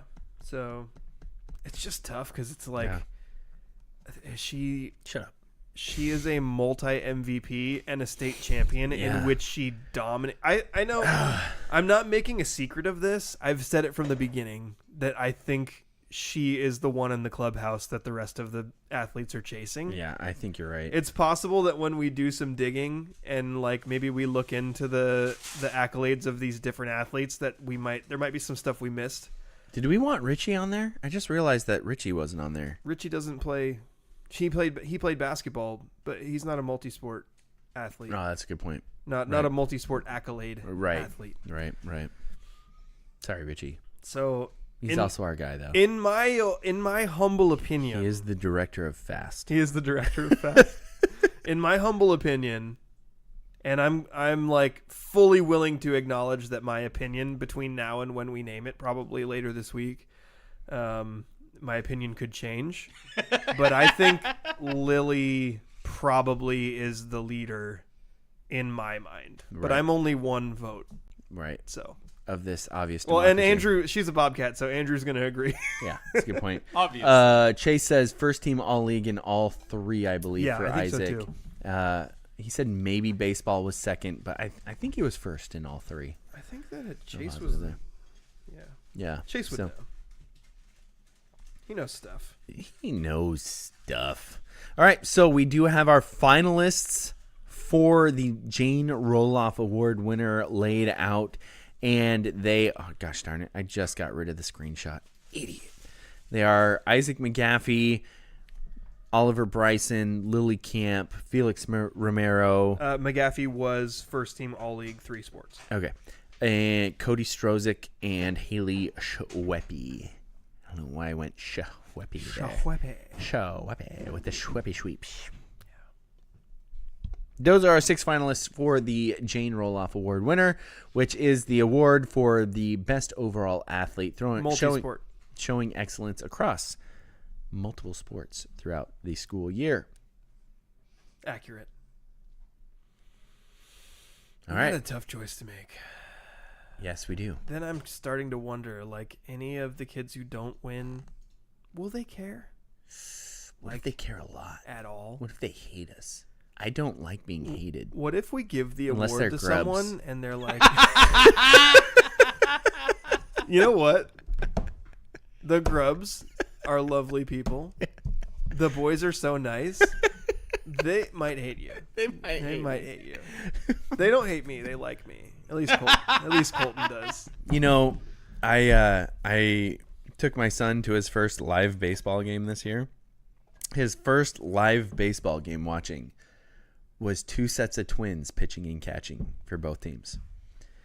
Caden Grubb, or not twins, 2 sets of brothers. Oh, okay. Caden Grubb was pitching to Colton Grubb, and on the other team, there's some random dudes from Kings. I don't like Kings. I didn't remember their names, but it was a brother pitching to a brother. But I saw Chris before the game, and I was like, hey, yeah, his first game. And he's like, wow, it's a great game. Caden's pitching, Colton's catching. And I was like, yes. And Monty won, so it was kind of fun. So you were mad then? No. No, because you hate privates more than you hate Monty. Exactly. Yeah. I hate privates. Yeah. Big dumper. Yeah. Let's talk Mariners for a while. We need to get Andrew in on this. Yes. Andrew? Yes? Big dumper versus Aaron Judge. Or Eugenio Suarez for AL MVP. When we were on our way out here, I'm going to tell on myself. Good. Daniel and I were having a conversation about who could win the AL MVP. And we were talking about Aaron Judge versus Cal Raleigh. And I was like, well, the other guy who's in there is Eugenio Suarez. And Daniel, very, very gently, Daniel was like, he plays for the Diamondbacks, and they're in the National League. So he can't win the AL MVP. But he could if they traded him to the Mariners. There you go. Let's go, Ners. I'm here for it. All right. I just want to bring this up because I think that Cal Raleigh should be the MVP. All of the baseball nerds have told us, Andrew, right? Mm-hmm. Haven't they told us batting average doesn't matter anymore? Right? Well, haven't they told us that? Yeah. Baseball nerds have told us that batting average doesn't matter. I'm getting upset. Why? Because you know the only time that batting average all of a sudden matters? When there's a Yankee involved. When Aaron Judge has a high batting average. Have you noticed that? Anybody? Bueller? That's the only thing he's got better than Cal Raleigh, but everybody goes, oh, well, you know, Cal Raleigh would be the MVP if Aaron Judge wasn't alive. And I'm like, I thought batting average didn't matter. Look. You've told me for years now, batting average doesn't matter. The bottom line is that Did Yankees fans started to notice and accept that Cal Raleigh was exceptional. If Cal Raleigh were playing on the Yankees, 2 years ago or 3 years ago, the Yankees fans would have been like, this guy's special. He's a really good catcher. He makes our pitchers so much better. He controls the game so amazing. And at the beginning of this year, when Cal Raleigh started raking, they would have been going, oh my God, this is the greatest catcher of all time. He's putting together the greatest catcher year of all time. Worship him. Yeah. Instead, we're getting close to halfway through the season, and Yankees fans, and by Yankees fans, I am literally only pointing at John Boy Media. Oh, not Francis. I was gonna say. I am literally only pointing at John Boy Media, and in this year we have gone from saying, looking at the pronunciation guideline on Baseball Reference and saying reference and saying bad at pronunciation. It says it rhymes with jolly. No, I'm just gonna keep calling him Raleigh because I'm on the East Coast and I think of Raleigh, North Carolina, South Carolina. No, North. Okay. I thought it was Raleigh. It's Raleigh. Yeah, well, Jake, who I love. Jake, who I very much do enjoy listening to talk about baseball, was like, rhymes with jolly? Okay, Raleigh. Yeah, that's because East Coasters perpetually mispronounce everything. They say Oregon, Gonzaga. Yeah, so that Nevada. They were at that point Washington. like 2 months ago. They are only now. They also just say before... via. It's via, you morons. I bet they say GIF. I bet they pronounce soft C's. Yeah. They are just the East Coast audience, as embodied by John Boy Media, are just now starting to realize that Cal Raleigh is the best catcher in the league and is putting together an argument for being the best catcher of all time. Yeah. And they're only just if he were doing this on one of their teams that they see every day, they would have been ready for it and they would have been trumpeting it 3 months ago. But instead, they're just starting to notice that he is incredibly amazing. And I have a few stats too that I want to run through with you guys, but also when we're talking about MVP race, so Cal's going to be better in some stats, and obviously who knows what's going to happen between now and the end of the season. But Cal's better in some stats, Judge is better in some stats. How much credit do you? How much? Judge is so good. I want to put that when we're talking about how Cal Raleigh should be MVP, we are not saying that Aaron Judge sucks. No, we're saying you need to pay attention because Cal Raleigh is that good. Well, and how much credit do you give? Like, how much does it weigh in that Judge is like kind of a mid outfielder? He's a mid corner outfielder. And I found out recently that he's not a center fielder. I kind of assume he was playing center field last year. He was playing center field. He was last year. Yeah. Then I feel a little bit vindicated because I was like, on the internet, I said a really good catcher who plays every day is way more valuable than a good center fielder. So how much does that weigh into the MVP decision specifically? And people were like, he doesn't even play center field. And I was like, that makes it worse. Yeah, it does make it worse. Yeah. He's a mid corner outfielder. Yep. I'm not saying he's bad. No, he's okay. But Cal Raleigh, if Cal Raleigh goes 0 for 4, 0 for 5, he still has a positive impact on the game because his pitchers are really good and it has to do with him. Mm-hmm. So what do you think? So you don't value batting average. Do you value Daniel values batting average. Justin. He's been told he shouldn't. Exactly. And he's bitter about it. Yeah. I value batting average a lot. What about But all of the nerds. Daniel actually thinks Aaron Judge is better than he is willing to argue because all of the nerds have been telling us that we shouldn't care about batting average. Exactly. And yet those same nerds are like, oh my gosh, Aaron Judge, blah, blah, blah, blah, blah, blah, blah. But, yeah, no, the batting average is ludicrous. What but about slugging? Slugging is very important. Yeah. Aaron Judge, 7.27. That's just monster. Caleb Raleigh, 6.59. Yeah. What about OPS? Caleb?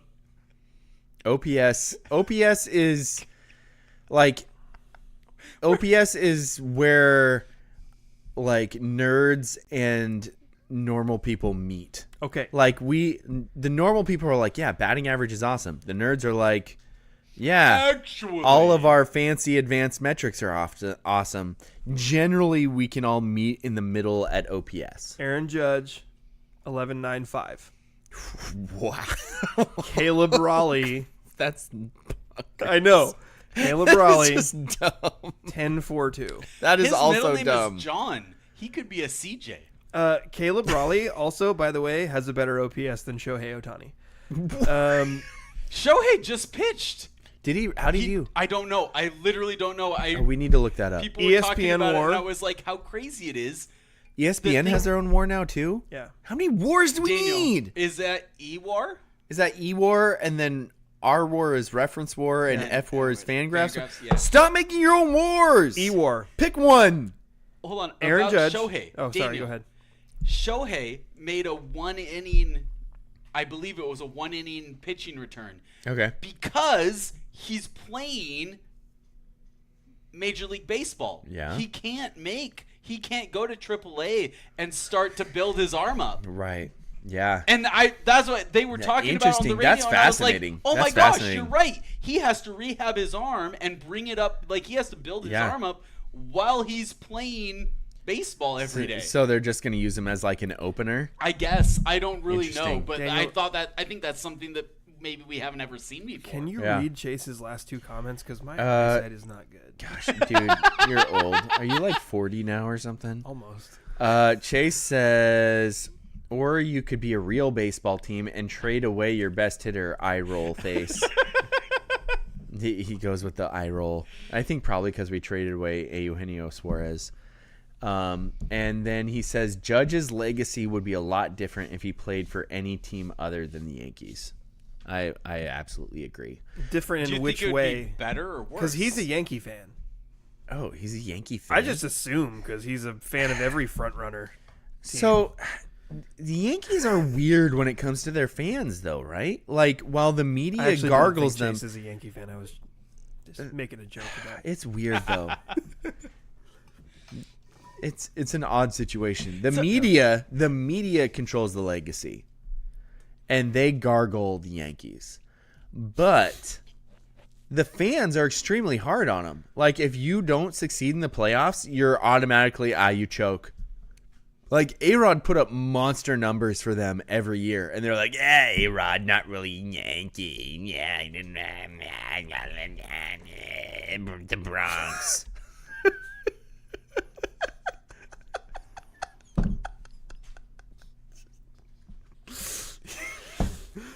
Dude, seriously, radio shows across the country, hire me. I will come on once a week and just be awesome just for you. trash your team. Just be great.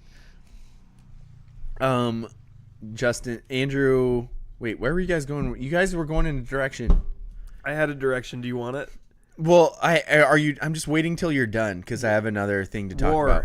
War. Okay, where are we going? E-War. E-War. Okay. I'll give you our war if you want it too. Well, I'll give you both. Okay, give us both. E-War, Aaron Judge, 5.6. Okay, that's what our war is. Caleb Raleigh, 4.1. Ooh. And it's the same on our Yep. war. Okay. Both of them. So why do we need an E-War? But also, there's like three guys in between them. You have Pena from Houston, Gosh, Pro that guy's- Armstrong from Chicago, and That guy's and- been... Oh, this is everyone. So Skeens is in there too. That's pitching too. Dude. So if I go just straight up position players, it's Raleigh is fourth. My argument Pro is Armstrong that is none bonkers. of the wars properly credit a catching. really good catcher. You could say I war. think you're probably right. And Because I'm not even saying they try. What is it good for? Absolutely nothing. You're right, Justin. Good God, y'all. They try to by taking into account like defensive catching, but I don't think that's the most important part of catching. The most important part of catching is the relationship between the catcher and the pitchers. also but then you would also have to calculate, Andrew. I don't think it's The Mariners calculable. you also have really good pitchers. Like, your relationship can be great with dog crap pitchers, and you can make them That's really, true. really good. That's But true. how They're would you good measure this year. that if you still have dog crap pitchers? They're not as good this year. Yeah. But Daniel, has there ever been an elite catcher with bad pitchers? I'm sure. Who? I would say Pudge Rodriguez. Oh, okay. And that's pure perception of the Rangers rarely having good pitching, and yet he was an elite catcher. Like, Okay. he is highly regarded as like one of the greatest catchers of all time, and yet my general perception of the Rangers as a franchise is not great pitching. I could be wrong in that. And you know what? Now what we're learning about park factor, that might have something to do with it as well, as Andrew readjusts his inner headphone into his headphone under his headphones, which further blows me away that Andrew listens to us in real time and in delay at the same time. What the crap? I would not be able to handle that. My brain would scramble. Mostly I'm just making sure that the audio is still coming through. Like, I'm not really listening to the delay. I'm just aware that it's happening. Have I forced you guys to watch the movie Little Big League? I've seen it. I don't think I have. It's been a long time. Do you know the mom in Little Big League? Can't remember. The mom of the main character, the redheaded lady who ends up dating the first baseman on I the have team. a vague picture of her in my head. Yeah. Chase is a Red Sox fan. Justin, you've just insulted him Nice. deeply. So glad to have insulted Yeah, Chase. Justin's so happy right now. He's like, that's what you get for sending me Grayson Allen stuff. He's also a North Carolina fan. You're insulting him again. Great. Well done. Our one commenter right now, besides your wife, there's 3 people watching. 2 people need to comment right now, even if it's your wife again. Or else. Or else I'll like pull my dad and take off my shirt or Or else something. Dana will throw his phone down harder. Harder. So anyway, what?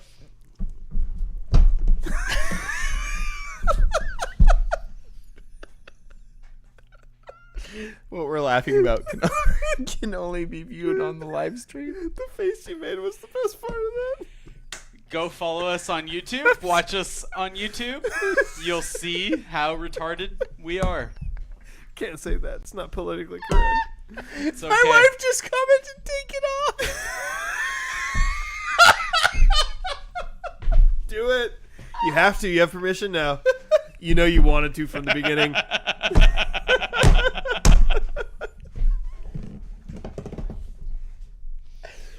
Oh my, hey, you got both balls! You looked away. Dang it! Courtney, thanks for the distraction. Appreciate that. Now I have to take it off. It's not even Scrimmage After Dark, guys. You've been out of control all day. Justin, this is really your I've been fault completely for unhinged. not making a show sheet. Next time, you just need to make a show sheet and just fill it in with AI. I won't notice the difference. You don't even need to fill it with if there's just a show sheet, Daniel will look at the show sheet and be like, I'm not supposed to do something next. Would you stop showing off that you have both balls? Yes, I'm going to point out the obvious and say that if you guys are depending on me for discipline, this show has bigger problems than we realized. Dude, Oh, yeah, no. those are inherent problems that we've had for the entire time. I think we realized. Yeah, Chase is also a Lakers fan. No, he said at least you didn't And a call me a Jets Lakers fan or a Jets He's fan. a Lakers and a Jets fan. Oh man, I just I'm feel just bad. throwing this out Bills there. fan. Dude, who's the rival of the Jets? They're so bad. Do they even have a rival? Who would be upset about He's a Patriots fan.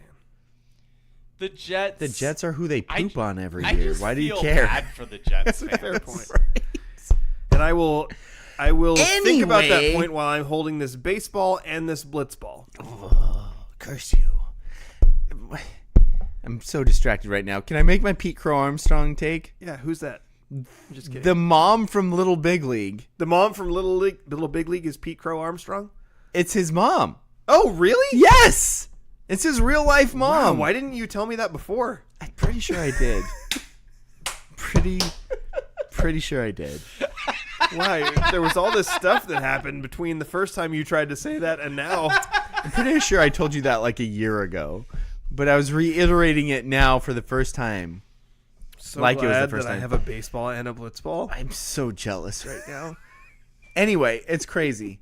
Yeah, and he's really good. Although he doesn't know how to play the Wind in Chicago, which I'm not sure if anybody knows how to play. But he made 2 really bad or it looked really bad because the Mariners hit 2 pop-ups yesterday, and apparently the Wind was just crazy, and it made him, who's I think, is he the center fielder? He's the center fielder, and Andrew, I'm pretty sure he's the only center fielder in baseball right now rated higher than Julio Rodriguez.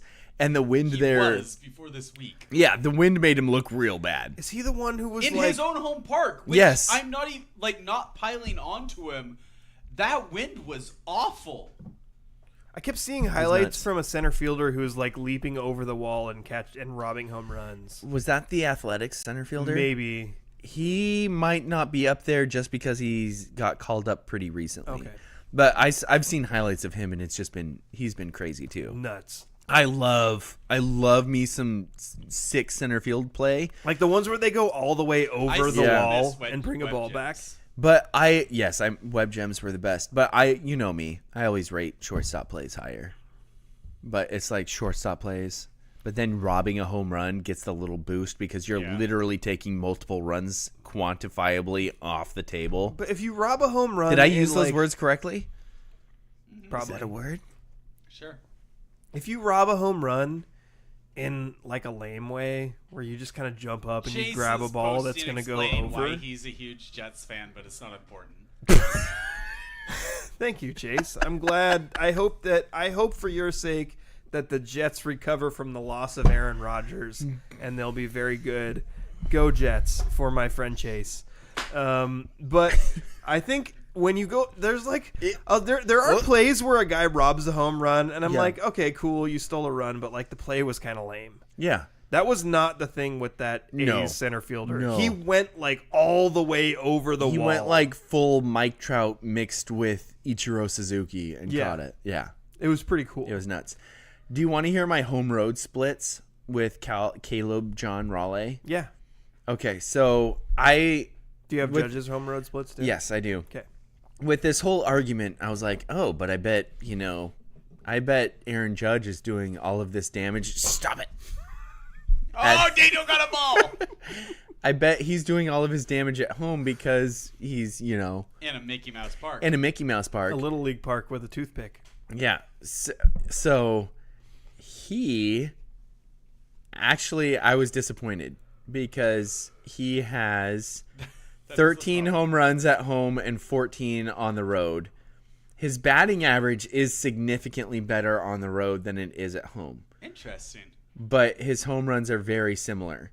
His home doubles. But he doesn't have nearly as many home runs as Cal. Just putting that out there. Yeah. I mean, he also has more.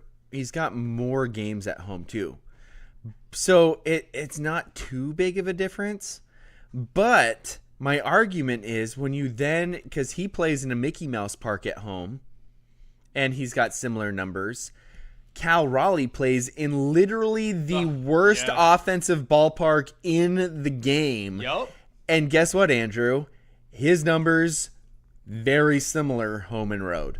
Really? Yes. That's awesome. He's got 14 home runs at home, 16 on the road, or now 17. And his batting average is less at home than it is on the road, which you would assume. His doubles more at home than on the road. I wonder if that's because of a bigger field. Could be. Although I've heard doubles are really hard to get there too. Okay. His OPS, Cal Raleigh's Judge has OPS, more doubles in total than Cal does. Yes, he does.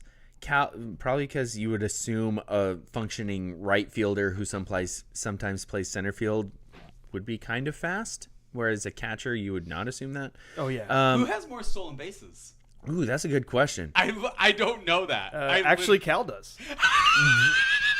He has 9. Suck it, Aaron Judge. He has 9, and Judge has 6. How And- can you okay. live with yourself as an outfielder? I'm so with glad a you asked catcher that. stealing more bases than you.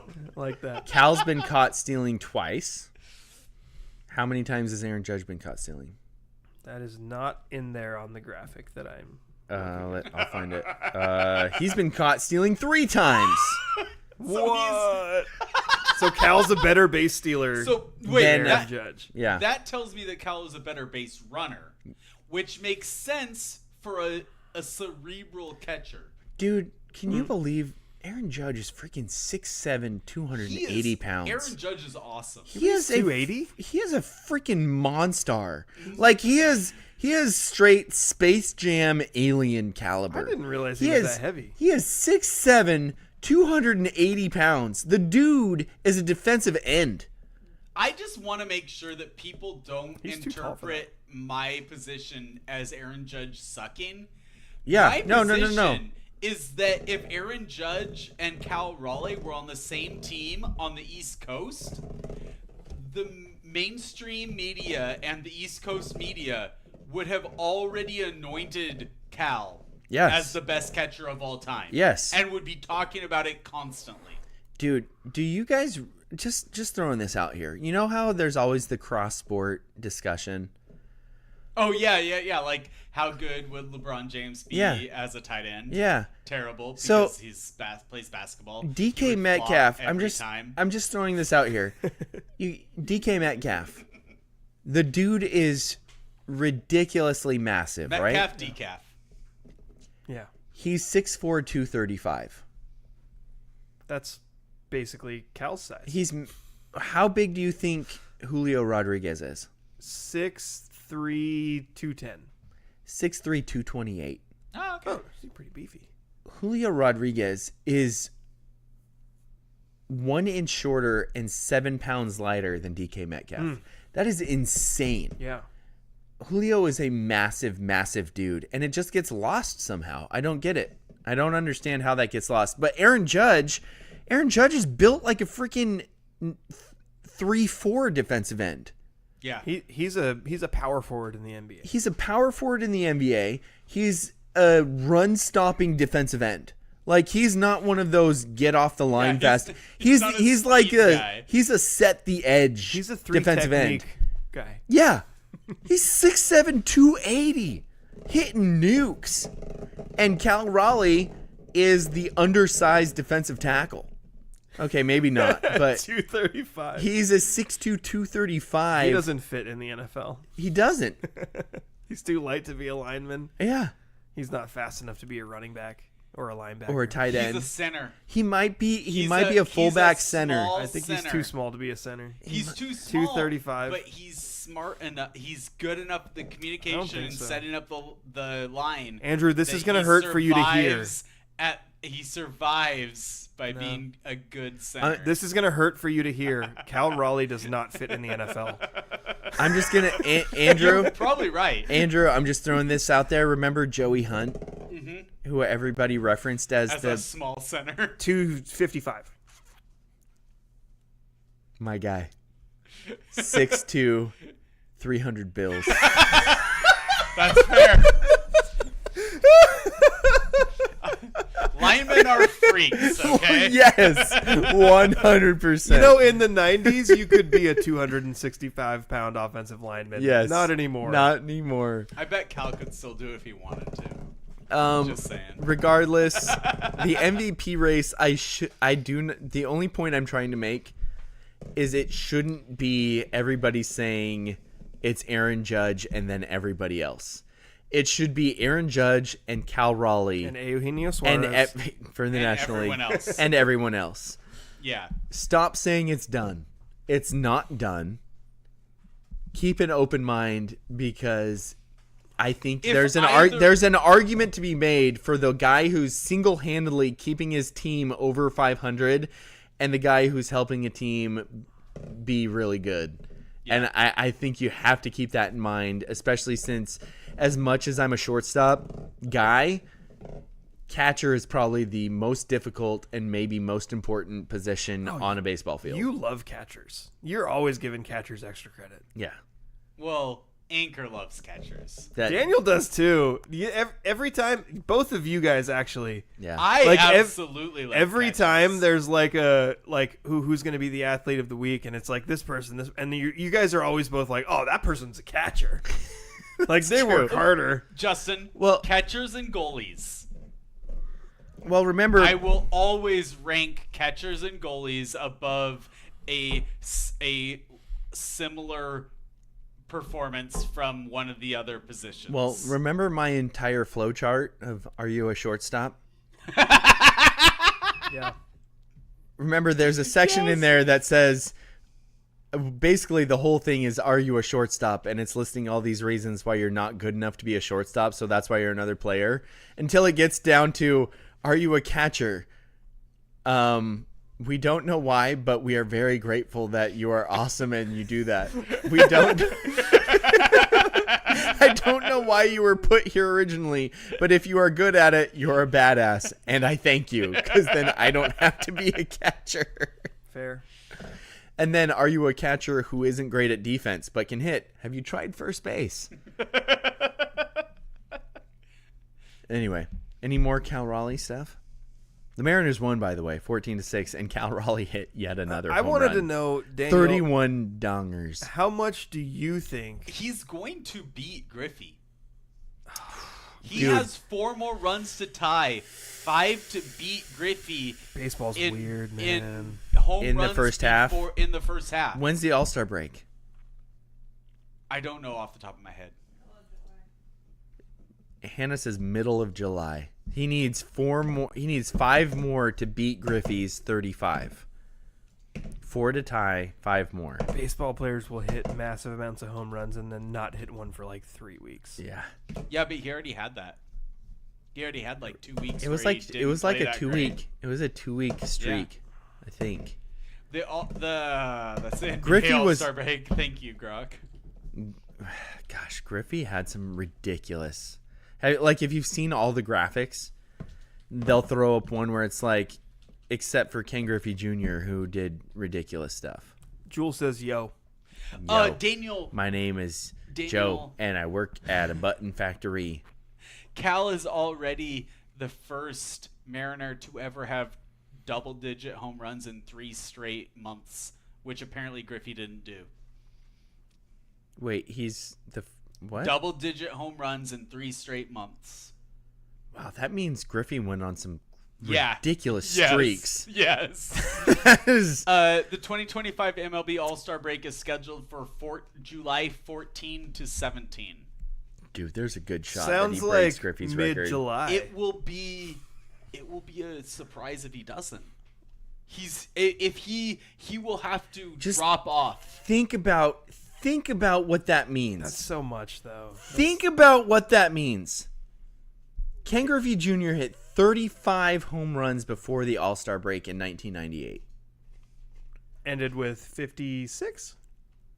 Let's find it. Let's see. I'm pulling it up right now. In 1998, he finished with 56 home runs. Good job by me. That is, yeah, well done, sir. Thank you. That's nuts. That was the. You know what else that is was crazy? The Bonds and Sosa year, right? That was He the didn't have the highest WAR that year. Was that the year that McGuire hit 70? Oh, 1998 home run, dude. Because the Have you three ever of them, I want to noticed- say that like the 3 of them at the All-Star break were all really close to each other. Yep. And then after the All-Star break, Sosa and McGuire hit just massive amounts of home runs, and Griffey still hit a lot but slowed down a little bit. This doesn't make any sense. What? So I'm looking at the 1998 Baseball Reference batting leaders. Yeah. The wins above replacement Brown for San Diego. Who was that? He was a pitcher. Kevin Brown? Yeah. And then Alex Rodriguez had an 8.5, and it said WAR for position players. 8.5. Did you look at home runs? And then it says offensive WAR. Oh, so overall WAR maybe? So they take defense into consideration. Apparently, Mark McGwire was a crappy defensive player because he had an offensive WAR of 9.3. Mm-hmm. Was that the year he hit 70? I'm clicking on it. I feel like it was. Yep, 70 nukes. And then Sosa hit like 63, I think. Something like that. And then Griffey hit 56, but it seemed like nothing compared to the roided out guys. Dude, well, also, Alex Rodriguez and Ken Griffey Jr. were on the same team doing just ridiculous damage. I mean, we've had this conversation before. Dude. Like, they had Randy Johnson. Alex Rodriguez had 42 nukes in that season while hitting 360. Alex Rodriguez had an Aaron Judge year. No, excuse me, 310. His OPS was 919. They had so many great players performing greatly all at the same time in the mid to late 90s and didn't do squat. Ken Griffey Jr. hit a measly 284 with 56 home runs. What a loser. And he had an OPS of 977 that year. How many RBIs? 130? 146. Holy crap. 146 and Alex Rodriguez had 124. Did they make the playoffs in 1998? They had to have. They still had Randy Johnson then too, right? Here's the batting lineup. Or here's their they had Dan Wilson, David Segui, Joey Cora, Alex Rodriguez, Russ Davis. I don't remember this guy at all. Glenn Allen Hill. Left field was always weird. Mm-hmm. Ken Griffey Jr., Jay Buhner, Edgar Martinez. That's a freaking stacked lineup. But they only had Randy Johnson. He was their only good pitcher. No, wait. Did they have? But they had Randy Johnson. They had Randy Johnson and Jamie Moyer. So they had two good pitchers. Okay. But how good? Moyer was kind of like... Jeff Acero also was okay. Yeah. Dude, and then their other two pitchers were just garbage. But they should have been able to hit their way out of any problem. Right? Especially in the freaking Kingdom. Oh, gosh. So you look at 95 to 2000 Mariners and you just get upset. That's so frustrating. You just get mad. Because they literally had some of the all-time great seasons of center field, shortstop, and DH with elite right field as well. And they had good support there, too. Like, they had, during different points, they had Tino Martinez, Jay Buhner. David Segui was a good... David Segui was good. He hit 305 in 1998. He hit 305 with 19 homers. So what I'm hearing is that the curse is real. Yes. Feels that way. Jay Buhner hit only 242, but he had a down year. Chase, how did the Red Sox break their curse? What do we need to do? What do we need to do? Like, what do we do? Can you imagine? What do we do? What do we do? If the Mariners were By on the the way, East Coast, can you imagine how into the curse we would know? Yeah. We would know so much about this curse. By the way, John Boy would tell us. High Veda Discovery. I love you. Oh. My daughter apparently woke up from her nap and asked to watch the scrimmage. Okay.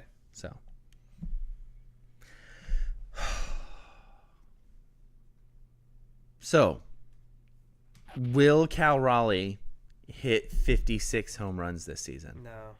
You don't think so? You think he's going to drop off a lot then? 56 is so many. That's so many. On pace for what? 64, I think. 64. So you think he will drop off quite a lot? I think he's going to have a great year. And I don't know why I got so far away from the mic. Have a bad second half. I think he's going to have a very good second half and end up with 50 home runs. So you think he is going to break the record, though, by Salvador Perez? Yeah. Who hit 48 yeah. as a catcher. Dumper's going to hit 50 dingers. What's the switch hitter record?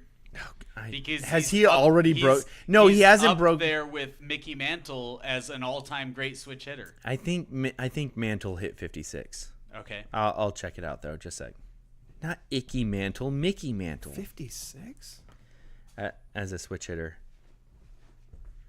That's a lot. If you got that right, I'm going to be super impressed because that is old. That's not me pulling out how many home runs Ken Griffey Jr. hit in 1998. It has been in the Mariners discussion recently, though, because Cal Raleigh is. You're wrong. In this conversation. Wait, hold on. Wait. Stop. Let me guess. 49. 52. Dang it. Oh, I was closer than you. Oh, shut up. Dang it. You want to guess? I'm just curious. Yeah. Mickey Mantle, how many home runs do you think he had in his career? 498. 536. Wow. You were within 50. Not bad. He played for 18 years and averaged 36 home runs a year. It's pretty good. Yeah.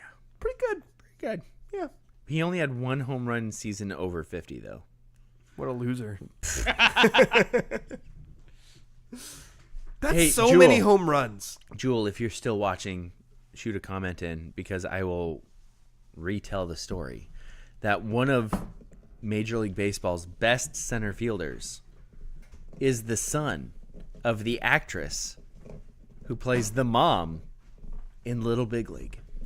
That was just the story. That was the story. You told it. Yeah.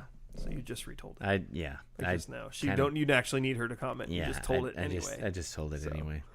I kind of screwed that one up, didn't I? I think you nailed it. Okay. Should we wrap it up? I think so. Okay. Can you believe that with zero direction of what we were going to do in this show, we talked for like 2 hours? I do believe that. Yeah. Yes, Gosh, we're that the seems worst. Reasonable. Even though he was an owner, says Never. Jewel. Yep. Even though he was an owner, never felt like he owned you. He listened to you, respected you, found the good in you. Thomas Hayward was my friend. The world just lost a really good guy. That is all a line from the movie Little Big League. Sorry. It's a great movie. I could quote so much more. Ken Griffey Jr., by the way, in that movie. So is Randy Johnson. They play themselves. It is... What year was that movie made? It's good that they played It is 1998. 1994, actually.